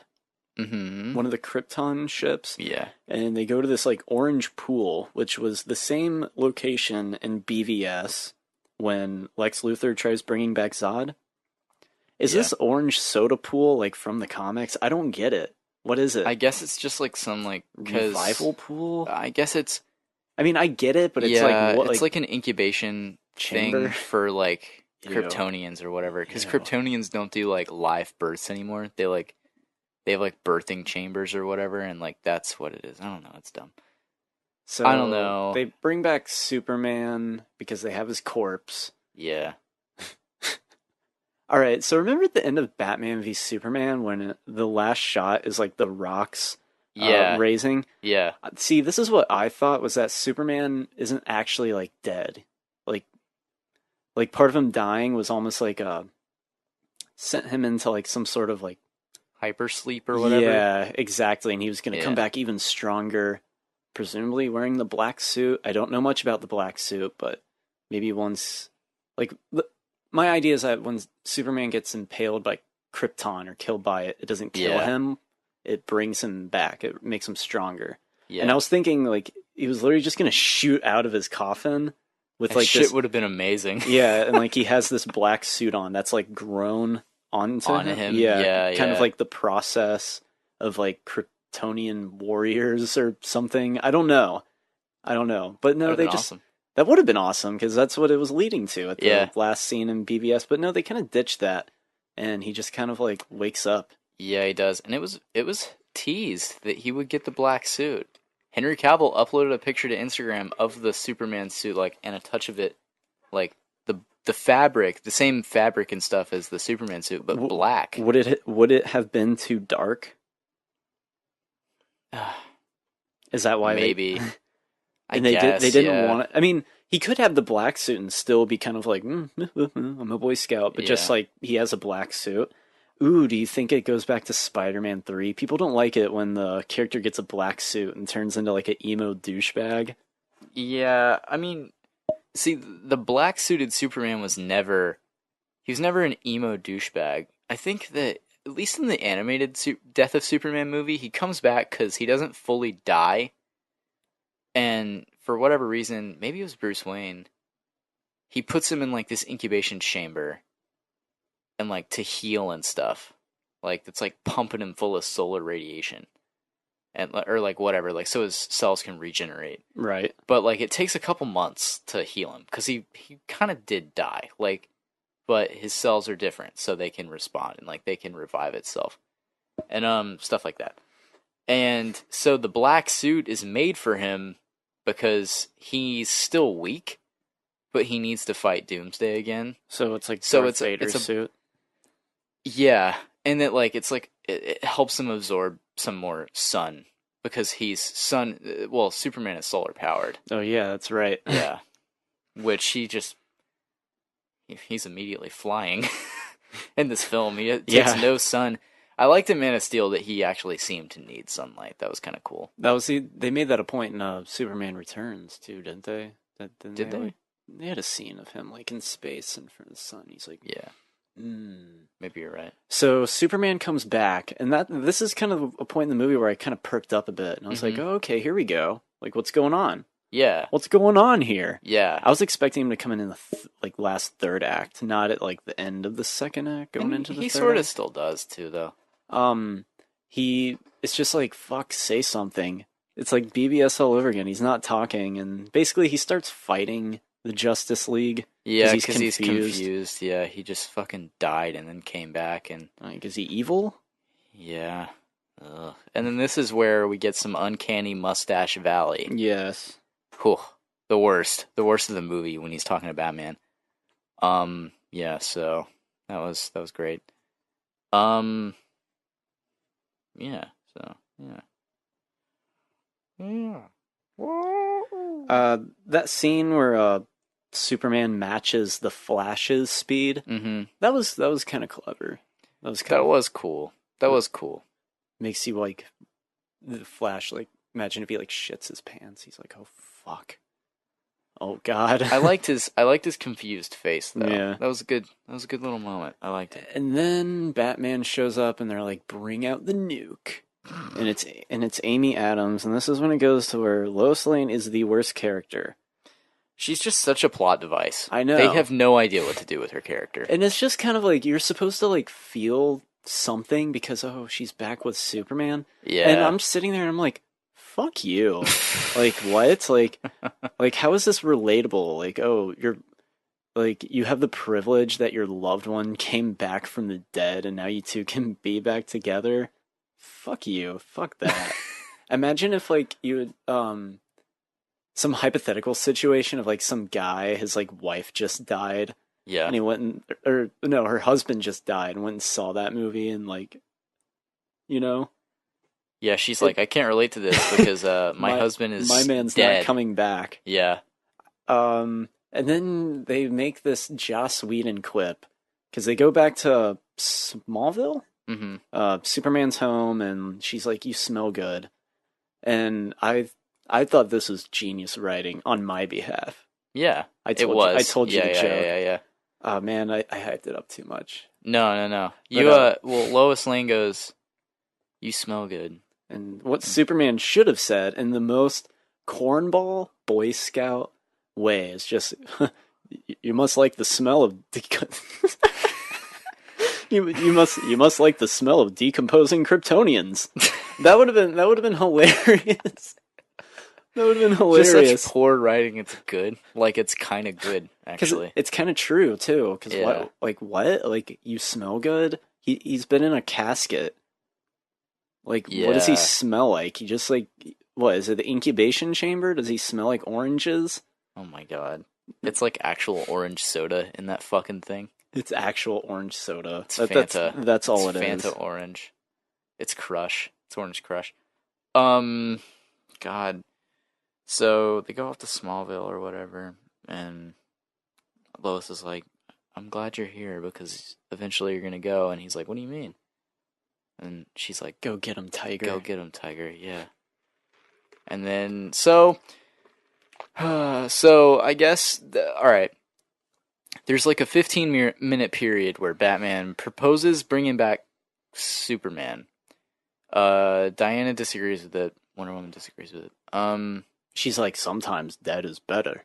Yeah, and then Cyborg's like, I mean, we probably could bring him back. Cyborg's like, I love that he's just like, there is a pretty high probability we could do this. I mean, like, it's not. We have the Flash. He's so practical. Yeah, and so they're like, all right, fuck it, we're gonna do it. And then so they're doing it, and then Aquaman's like, all right, this is a bad idea. And then I'm like, I'm glad you're deciding this as soon as they're about to fucking do this. Like, I got a bad feeling about this, guys. Oh no. But yeah, so that was dumb that he said that. But anyway, they do it, they bring Superman back. Most interesting point in the movie probably. Then Superman flies off, so they're like, okay, well, fuck, what do we do now? He's just going to get some sun. Yeah. That's what he's doing. He's charging his batteries. Yeah. And so they're like, all right, we're gonna go and attack Steppenwolf. What? I want to talk about that strange arc of like this family. Yeah, this like Slavic Ukraine. I don't know family. They're living in presumably Chernobyl for whatever reason. On the outskirts of it, I would imagine. Yeah. Yeah, and like I don't know. It's like why? Like who cares? Like that was a really weird the kids, subplot. They barely say anything. No, not in any language that we understand either way. Were they just like, oh, we need a more human element? There's all these meta-humans. I hate that. I don't like calling super meta-humans. Me neither. It's weird. So like that family was shown like throughout the movie? Yeah. I don't know why. They witness the rise of the parademons, and they don't die or anything. Apparently these parademons don't really care about attacking this family that they could easily wipe out. Yeah. I guess they were just like a symbol of hope. Yeah. So, yeah, they get together, they fight Steppenwolf. Yeah. They fight him. Superman comes back. Beats the fuck out of him. Yeah. Like, damn, this Justice League isn't shit without him, apparently, because they weren't doing much to Steppenwolf. No, they were not. I mean, they gave him a run, but Steppenwolf was winning. They can take the parademons out. Dude, me and you could probably take on some parademons. We apparently. probably could. They're made of paper. They don't look very strong. No. I mean, they are fairly bulky looking, but they weren't intimidating. We could take on at least like 30. Okay. Fair enough. Kind of like a Family Guy style fight scene. Yeah. Where you just like kick ass like to everything and everyone that's around you. Yeah. That would be us against the parademons. Fair enough. Is that my phone causing that? I think so. Yeah, interesting. I'll put that into my pocket. It was my phone. Yeah, it was. Yeah. That's weird. Oh, you know what scene was completely pointless? What? The scene with Lois Lane and Diane Lane. That was a really pointless. Yeah, that was a very like, BVS scene. That was early on too. Yeah, I Because also they're just like, man, Superman's death hard. Yeah, that's pretty much it. I love how they like doll Diane Lane up to look like this like old like lady. Yeah. And we looked it up. She's only like 52. Yeah. Diane Lane is an incredibly attractive woman. Yes, she is. Like ridiculously so. Mm-hmm. So the final fight happens. Superman acts very Superman. He's fun. He's a fun character. And then He's a fun guy to be around. yeah, he's very Boy Scouty, you know. He's like civilians. Yeah, Gotta and, go like, help him. Yeah, and then he's like truth and justice. Oh, And they're all like, "Yay, you know, Superman!" you know what scene was hilarious, and you saw him, and you like looked over when I laughed. Mm-hmm. It was when Batman. What's he in? Is he in the Batmobile? Is he in that weird spider thing? I didn't like that machine. What was that thing? I don't know. That's used in like the sewers. It's The like this. Nightcrawler? Yeah, I didn't like Yeah. that thing. I was like, what's the point of it? It's just like bulky and slow. I Here's don't one of know, my it's many. to look cool. Anyway, what? It's to sell toys. Yeah. That no one's gonna get for Christmas. Yeah. The scene where Batman like ejects himself from whatever was vehicle really he's in. funny. Yeah. there's just a shot of him like still strapped into his chair, like launching, and it was just In the bat suit, like Yeah. it just looks so ridiculous. it was hilarious. And you laughed, and I Yeah. could hear you. And I looked over, and I was like, "Are you fucking serious?" It was funny. Like, It was funny. It was funny seeing just. It was funny. Yeah, the final fight's just whatever, and I guess that they win, and Steppenwolf is beamed back through the boom tube, Which I thought was a little strange. I had to have you clear this up for me because it's kind of quick what happens to him. It is. That's the 2-hour mandate. That is what that is. Fair. That's why it's. That's why I just wish they would have just had a little bit more time here. A lot of it's just rushed, man. It's Justice League. It takes a lot of shit. This one I would have been cool with watching a long movie of. Because, like, BVS, no, because it's convoluted. But, like, this one's a simple plot that just, like, needed more time to set up its characters. Anyway, what were you going to say? So this whole time Cyborg is, like hacking, basically. He's trying to separate these 3 cubes. Yeah. And once this happens, Steppenwolf is like, oh no. And then you had to explain this to me, is that he gets, like, scared and all the parademons, like, attack him, and then he's like, yeah, I guess. Beam me up, Scotty, and I guess goes it's somewhere else. Yeah, back to his home world or whatever it is. And then what do they do with the cubes? I don't know. We must destroy them. I think. Does Superman just take them and throws them into the sky? Oh my god, that'd be awesome. Throws them into space. Throws them into the sun. And then in a post-credit scene, you see the 3 cubes. They're like hurtling towards an alien planet, the Green Lantern planet. Oh no. And it hits them. And then they find out the cubes come from Earth, and they're like, this means war. Oh my god. Superman unintentionally starts a war with that alien Green Lantern planet place. And then they kill him again. They kill him again. He dies He's again. and he's not coming back. 'Cause you can't kill him twice. I mean, you can. I'm trying to think of if there's anything else I want to talk about in this movie specifically. No. That's pretty much it. Yeah. The movie was okay. No, It was just decent to me. it was a product. It was a product. The New Warner Brothers product. Do we want to talk about the box office and tomato meter now? Yeah, sure. All right, so The tomato meter is so low for this fucking movie. it It's is. crazy. It is. I didn't think it was going to be this low. Right now, it's sitting at a 40%. I was thinking maybe somewhere in the 60s, but no. Apparently, it's at the 40. Yeah. And this tomato meter, for this specific movie, caused a lot of controversy because embargo had been lifted, but where's the tomato score? And I don't know too much about it, but there's some show on Rotten Tomatoes called See It, Skip It. Yeah. And I guess they were doing this to coincide with that show being launched. And Warner Brothers owns a part of Rotten Tomatoes, so I guess they can have more authority. I don't know. People were like, blah, blah, blah, blah, blah. I need to see that tomato meter to know if I want to see it or not. But 40%, god damn. There's 100 fresh reviews and 149 rotten. I mean, I didn't hate this movie, but I don't know where I fall on the tomato meter, if I would give it a fresh or a rotten. Because it's somewhere in between. It's like, it's not like, if I had to compare it between those two words, I wouldn't say the movie's rotten. It's a rotting tomato that needs to be thrown out. Yeah, me neither. But it's also it's not a fresh tomato that you just want to take a bite out of. No. I would say I would rate it a 6 out of 10. Same. And like that's technically fresh on Rotten Tomatoes. Yeah, if you were to do like a literal, like, oh, it's a 60, like a D. Well, that's not what a they judge fail. on. That's what they judge on. So that's what I'm throwing out there. But yeah, for some fucking reason, I really think it's becoming a thing with critics. Any movie that's not Wonder Woman from DC, they will just bash because it's cool to bash it. And like, while I don't disagree, I think that they went in just kind of wanting to shit on this movie.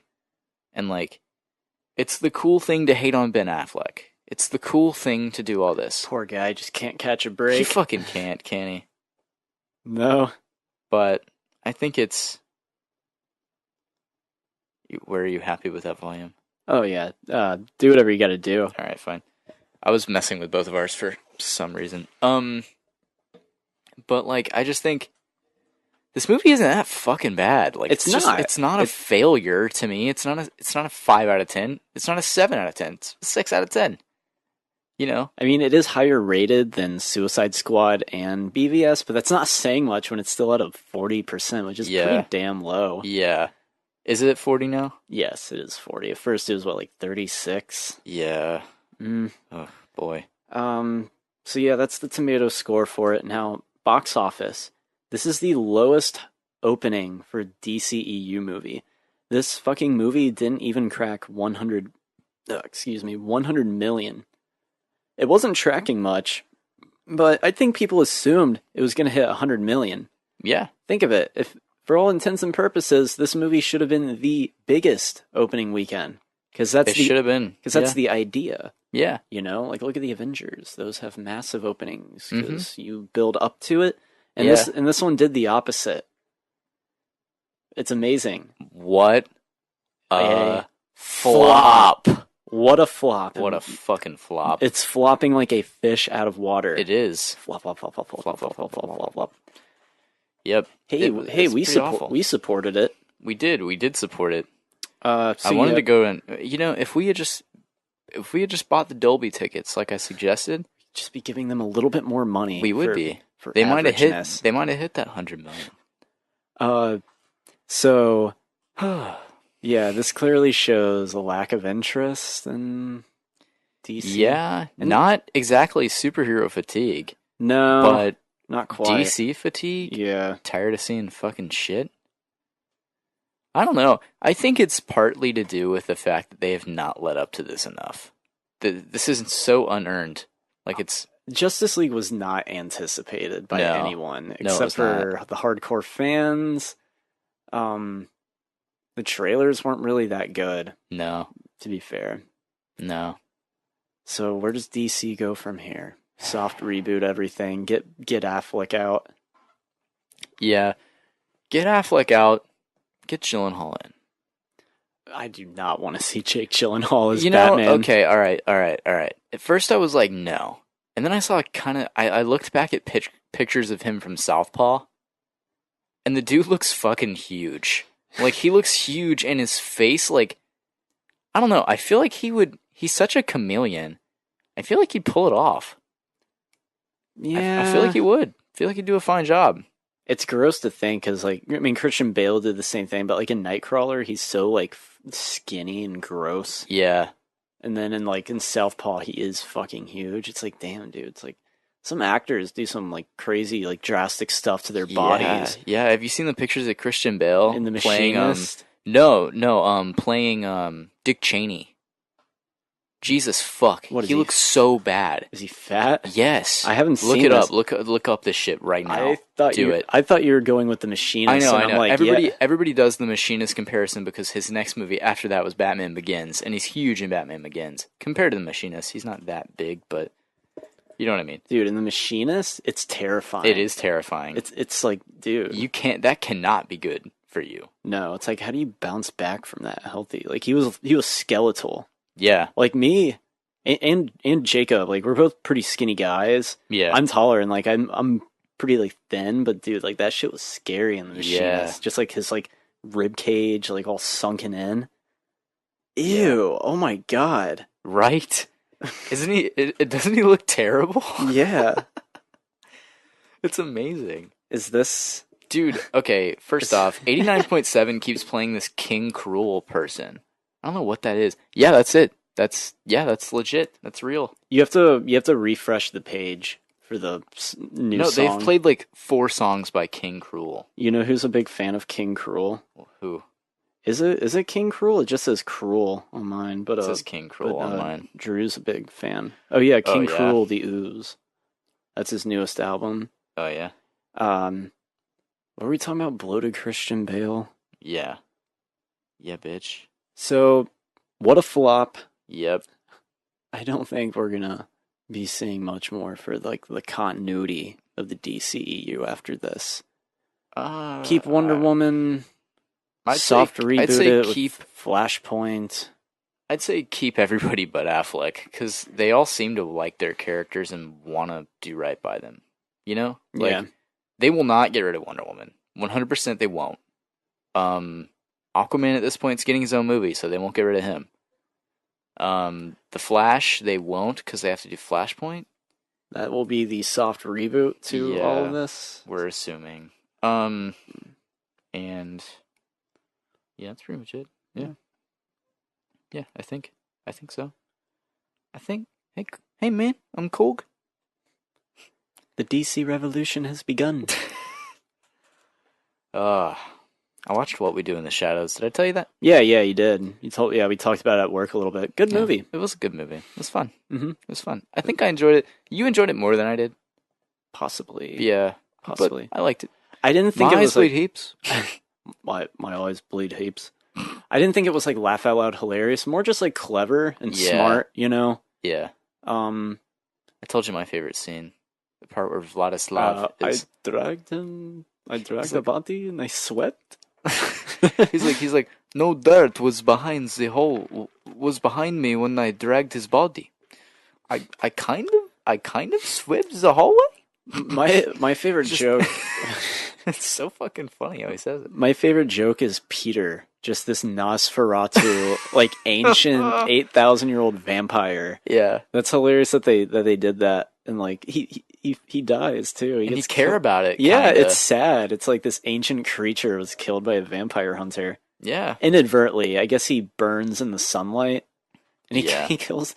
I love how you just see the aftermath too. You see the vampire hunter like dead. Yeah, and they're just like, oh, you must have launched his stone slab onto him, and that's what killed him. And you just kind of picture it.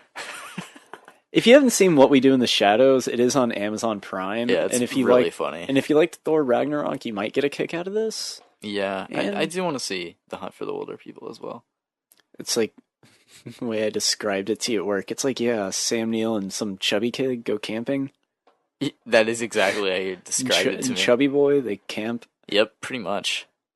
That's pretty much the whole film. I like it in What We Do in the Shadows. The Taika Waititi character, he's like awkward at biting someone's neck, and he always like bites into their artery, so blood just like shoots out violently, and he's like, "Oh shit."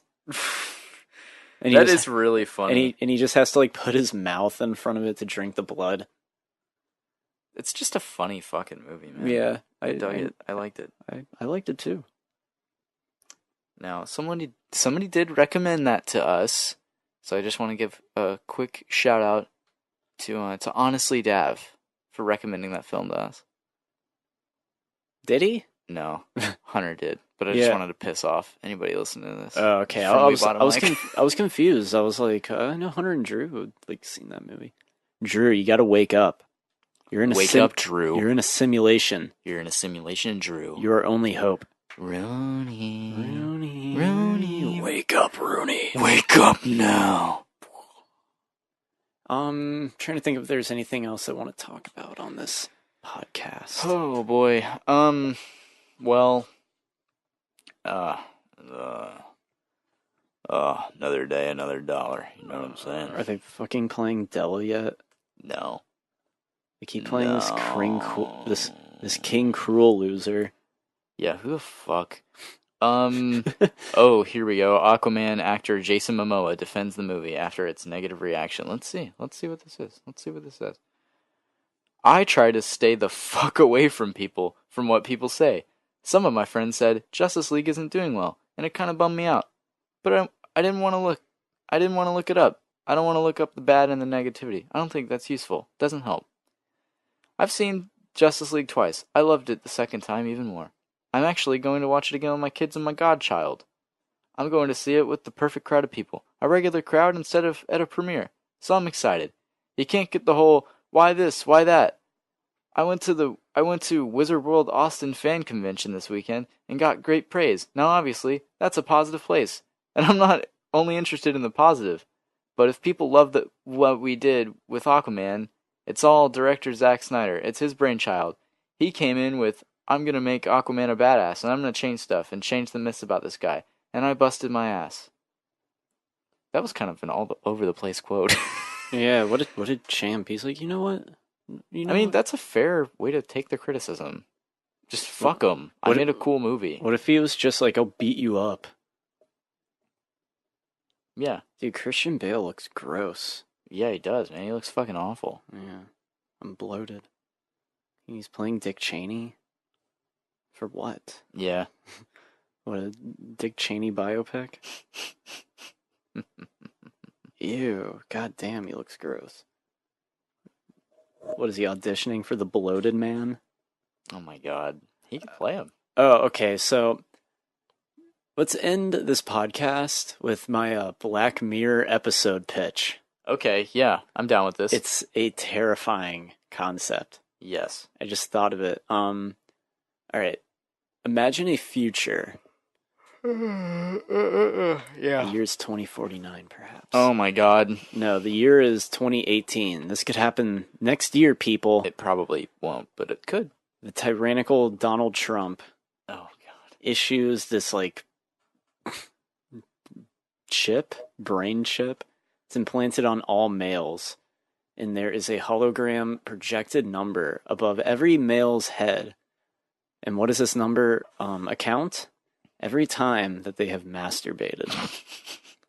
How terrifying would that be? Yeah. Unless you're just like some self-respecting, upstanding citizen that doesn't touch themselves. But I don't believe that. Yeah. I mean, you know. My number would have to be in like the tens, hundreds of thousands. I have thought about that before, like what's the number? Because there was a time where I was younger and I was like, there's no way I've reached 100 yet. And then like one day I looked up and I was like, it's definitely been 2000. There's no way it has not. You know what I mean? Yeah. You know, thousands. And like the episode would center around like this couple Yeah. And he's like, yeah, don't worry about it. And then when he gets the chip implanted, the number pops up and it's like 4. So she dumps him. She's like, I thought you were pure. Oh my god. It's a stupid idea for an episode, but God, it's a terrifying concept. It is a terrifying concept. How embarrassing would that be? That would be very embarrassing. That'd be awful. What would the practicality of it even be? Like, why would some tyrannical Donald Trump-ish president do this? Yeah, that is weird. It would end up being a lot like the Bryce Dallas Howard episode. Yeah, but it is a bit it's similar. different enough. I would accept it. It's different enough. You know what we should do? We should use the radio thing that we're doing right now and call somebody. Have them on the show real quick. Who do you want to call? Doesn't matter to me. Ghostbusters. Maybe Garen. Should we call Garen? Sure. Yeah, let's call Garen. We'll use your number because mine doesn't fit into that thing. Wait, how are we calling him? We're gonna unplug. You know how we have this going. So we gave up on the possibility of Del 2 Dope. It's about to end, so you know what I mean. It's about to probably end, I think. Is it still on? What? Are we still recording? Are people listening? Yeah. Hey, when are we going to start doing a live podcast? That's a good question. Whenever you want, I guess. We can have a sign that says, like, on air and it lights up red. That's the only reason you want to do this, just for the sign, right? Yes. Yeah, yes. I understand. Unplug that thing from your computer and plug it into your phone. Oh. Real quick. Simple enough. Yeah, it's pretty easy. All right. I'll let you do the calling. All right. Yeah, we'll use. All right. 1 second.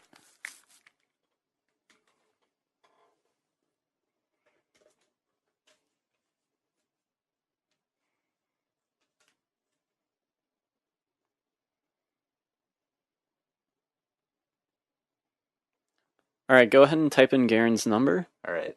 Let's give it the old college effort. Oh shit! I have Cody's. Whoops. Mr. Lawrence? Yes. Garen Ferguson. Let's call him. Has Garen seen Justice League? No. No. Garen doesn't really go to movies. What a chump. I'm just I kidding. think he's just poor. Fair. I think that's it. He has a povertish lifestyle. All right. All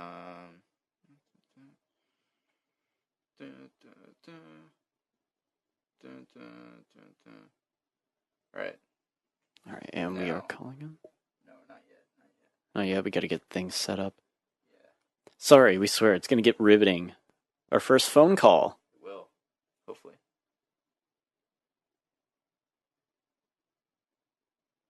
All right. let's Should see we if it prank fucking call works. him? Maybe we should. I don't know. I'll be like, alright, here, I'll talk if he answers.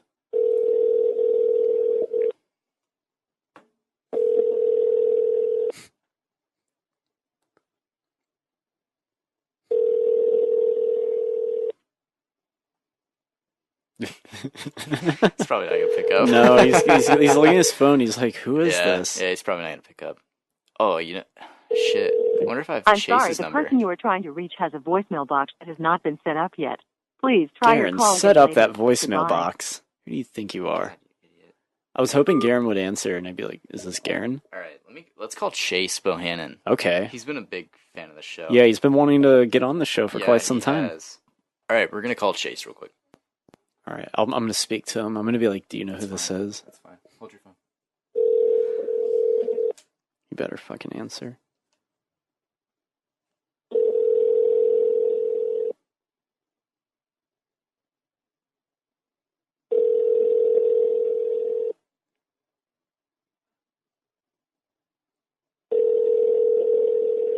God, no one's picking up. Jesus, Because they don't know my number, and they're like scared. that's probably it. He answers, "Hey man, who even talked to my girl? I'm Oh gonna my kick your God. fucking ass." Oh my Hey, god. this is David. You just missed me, but please call me back. Wait, What the what? hell? And I'll get to you. Who is this? I don't. as soon as It was I supposed to be can. Chase's Thanks. number. Hung up. That is. Oh, that wasn't Chase. I don't know. I don't know things. What did she say? This is David? I have no idea. I could have swore I heard David. Let's go through other fans of the show real quick. Man, oh man, oh man. I feel like if I skip over somebody, I will be a dick. I'll be a dickhead. We could call Drew. We could call Drew. Yeah, go ahead and give Drew a buzz. All right.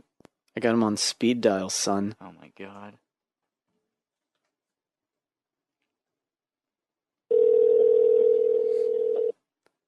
Should I be like, Drew, I just killed someone, man. I don't know what to do. Oh my god.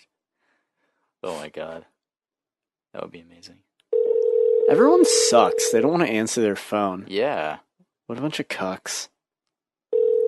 Do you think Drew's cucking right now? He's probably banging some whore. He's getting cucked. That's what I'm saying. He's like watching someone else having sex. And he's just sitting there going, oh, Your man. call has been forwarded to an automated voice messaging system. Damn it. All right, I'm gonna try calling Hunter now. Yeah, let's call Hunter. God, I wonder if our mics will be what provides the audio for them. Or if it's like the phone itself. You know what I mean? I think it's the phone itself. Yeah, you're probably right. Yeah, it's recording directly. It's not picking up through this. Yeah, you're right. Maybe not.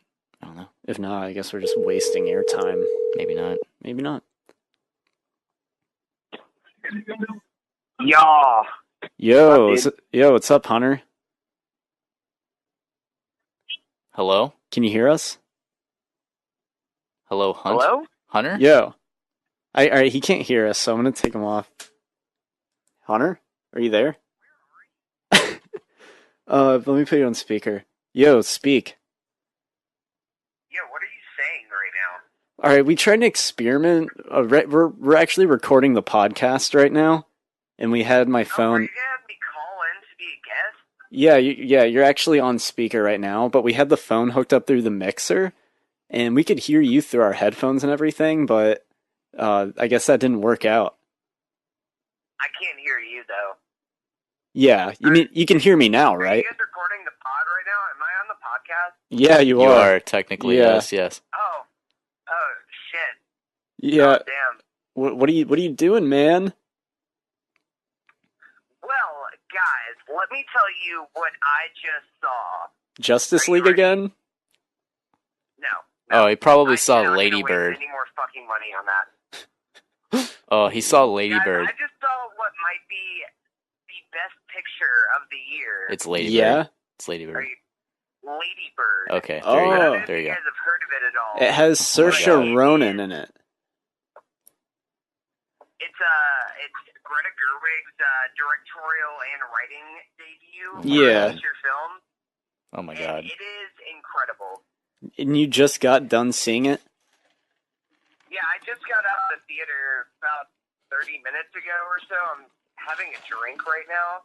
Oh, nice. But yeah, dude, that it affected me on a very visceral Hang up the level. phone. I was Hang the fucking phone up. I was crying. It was beautiful. Jesus Christ. Rip my balls off and call me Garfield. Oh my god. So I hear Snyder in the background. On the podcast. Sorry? What'd you say? Give me the talk fucking... to Hunter. What'd you just say, you fuck? We got a glowing review of the movie Lady Bird. I believe Yeah. It has Saoirse Ronan Hunter, in it. can you just talk for the next 45 minutes about what this film meant to you? Well, you see, Snyder, if you just skip back a minute, you can hear exactly what I just said. No, I heard every bit of it. Already my feelings that I just said. Oh, I heard you know how when you talk about something on the podcast, you take a while to say it? Yeah. Yeah. I have a feeling you have a lot more than about 45 seconds worth of thoughts. I mean, I don't really Don't bullshit me. It's a coming-of-age movie. Okay, it's a coming-of-age movie about a girl in her senior year of high school who lives in Sacramento. And it is very touching and heartwarming. It's very relatable. This girl, this movie takes place in 2002 to 2003. Interesting. So, when we were all young lads. Is it the Boyhood of this year? It's just, I mean, I don't even know if it'll ever come to Tallahassee, because Tallahassee doesn't get dick as far as good movies go. No, give me. Nah, dude. Nah, we get releases, like, you can hear me, right? Yeah, Lady Bird's only gonna come. Miracle 5. Yeah. There's no more Miracle 5, which is what would probably play this movie. Nah, but, like, we have, like, the weird, like, artsy movies. Like, I can, like, we have Florida Project, Killing of Sacred Deer. I'm sure we'll get Lady Bird, too. Well, I'm surprised you guys have Florida Project. Killing of a Sacred Deer is, like, it's like a limited wide release, if that makes sense. But, yeah, I if you guys get Lady Bird there, like, I highly, highly recommend it.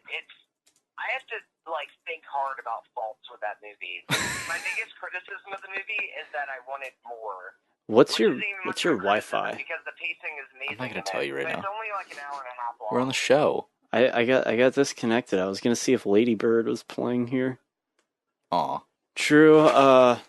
Well, Hunter, I think we're gonna wrap this. I doubt that it's playing there because oh my it God. just got released like a little bit wider from New York and LA where it was screening. All right. Well, Hunter, we just called you. Honestly, we didn't even think you were gonna answer, but I think we're gonna wrap up this podcast pretty soon. Okay. Do you have any more time? No. We have no more time. I mean, your podcasts generally go for like 4 to 6 hours, so I was assuming You're right. you had like a while to just like make random noises that would be featured on the next pod. We can do that. Just start farting into the microphone. Yeah, absolutely. Are you ready? I have a noise for you guys. Sure, yeah. Go for it.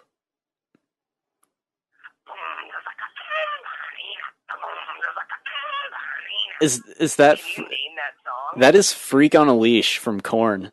Oh, good job, Collin. Dude, Isn't Diane a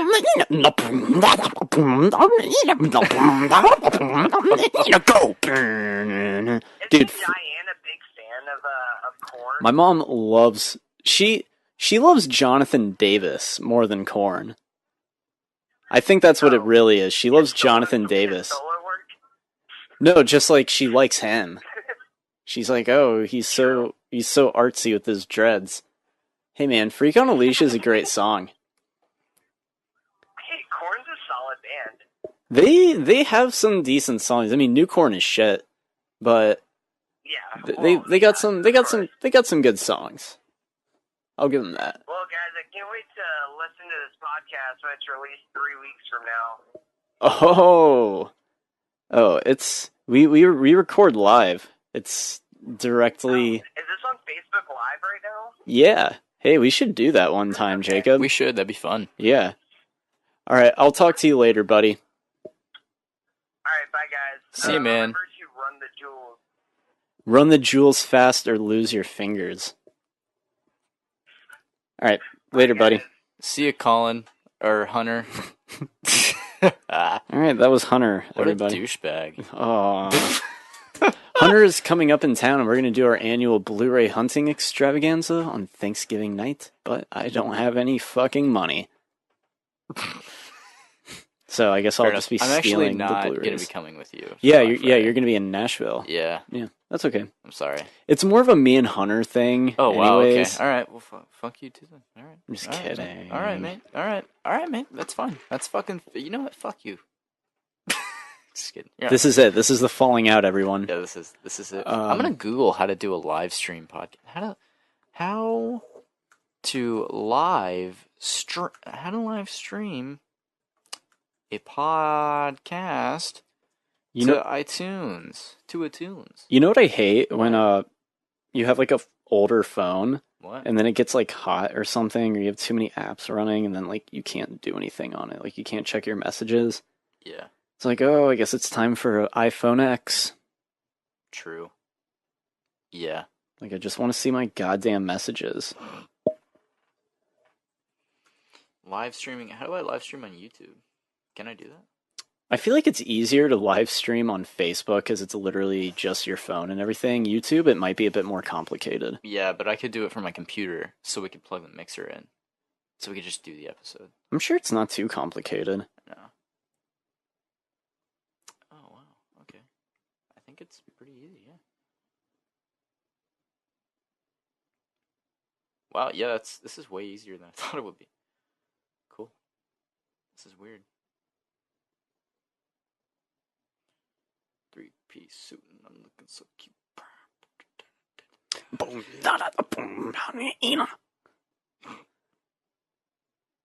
Alright, I got nothing else to say. Me neither. Farewell, All right, everyone. Let's get out of here, man. You wanna go? You wanna edit, Rooney? Yeah, sure. You got anything else done on it? Just color corrected everything. Like I showed you last time. I haven't cut any of that. I haven't had time, really. I understand. But yeah, we'll go ahead and end the podcast here. Let's do some plugs real quick. So you wanna email us? Well, guess what? You can do that. Go to the email us at flyingpotatoprod. That's PROD, excuse me. Said it a little fast. At gmail.com, flyingpotatoprod@gmail.com. You can email us with a question. If you email us, you'll get on the show. It'll be great.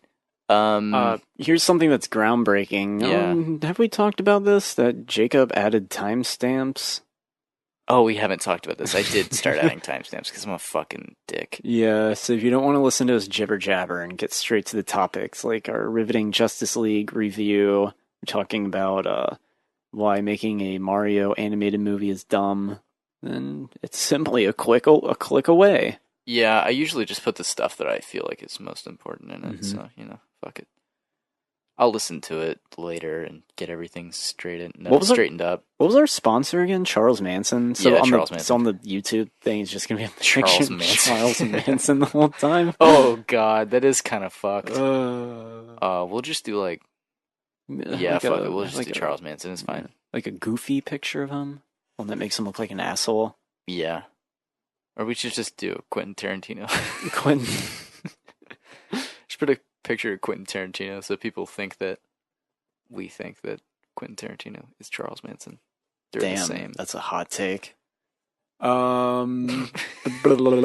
you want to follow me, you can follow me on Twitter at Collin_Goody. Hooray! I'm trying to get 1 million followers, everyone. I want to get certified. And then at that point, I'll just be tweeting like my entire life, basically. Pretty much, yeah. Documented through tweets. Yeah. The history of the world, documented through tweets. Oh, good. My Twitter is at Jacob's Wetsuit. That's one word, Jacob's Wetsuit.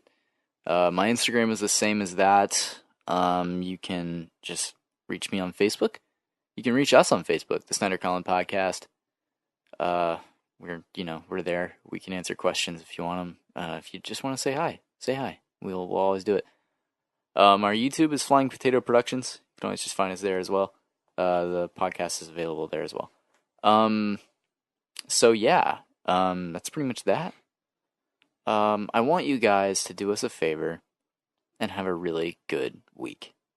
Yeah, have a happy Thanksgiving, everyone. Yeah, you guys just enjoy yourselves. Have a great time. It's gonna be awesome. Just relax. Yeah, just chill. Have some eggnog. Exactly. And you know what? Just have a great time. That's all that matters in this world anyway, man. Yeah. All right. Well, thanks for listening, guys. I think that's everything, right? Yeah. Did we cover all the plugs? Yeah. All right. Thanks to Del 2 Dope for the intro song, and thanks for being a good guy. He's all right. So yeah, that's it. That's all it is. That's all we're talking about now. The revolution has begun. The revolution has begun. So long, everyone. All right. Have a great one, guys. Thanks. Bye.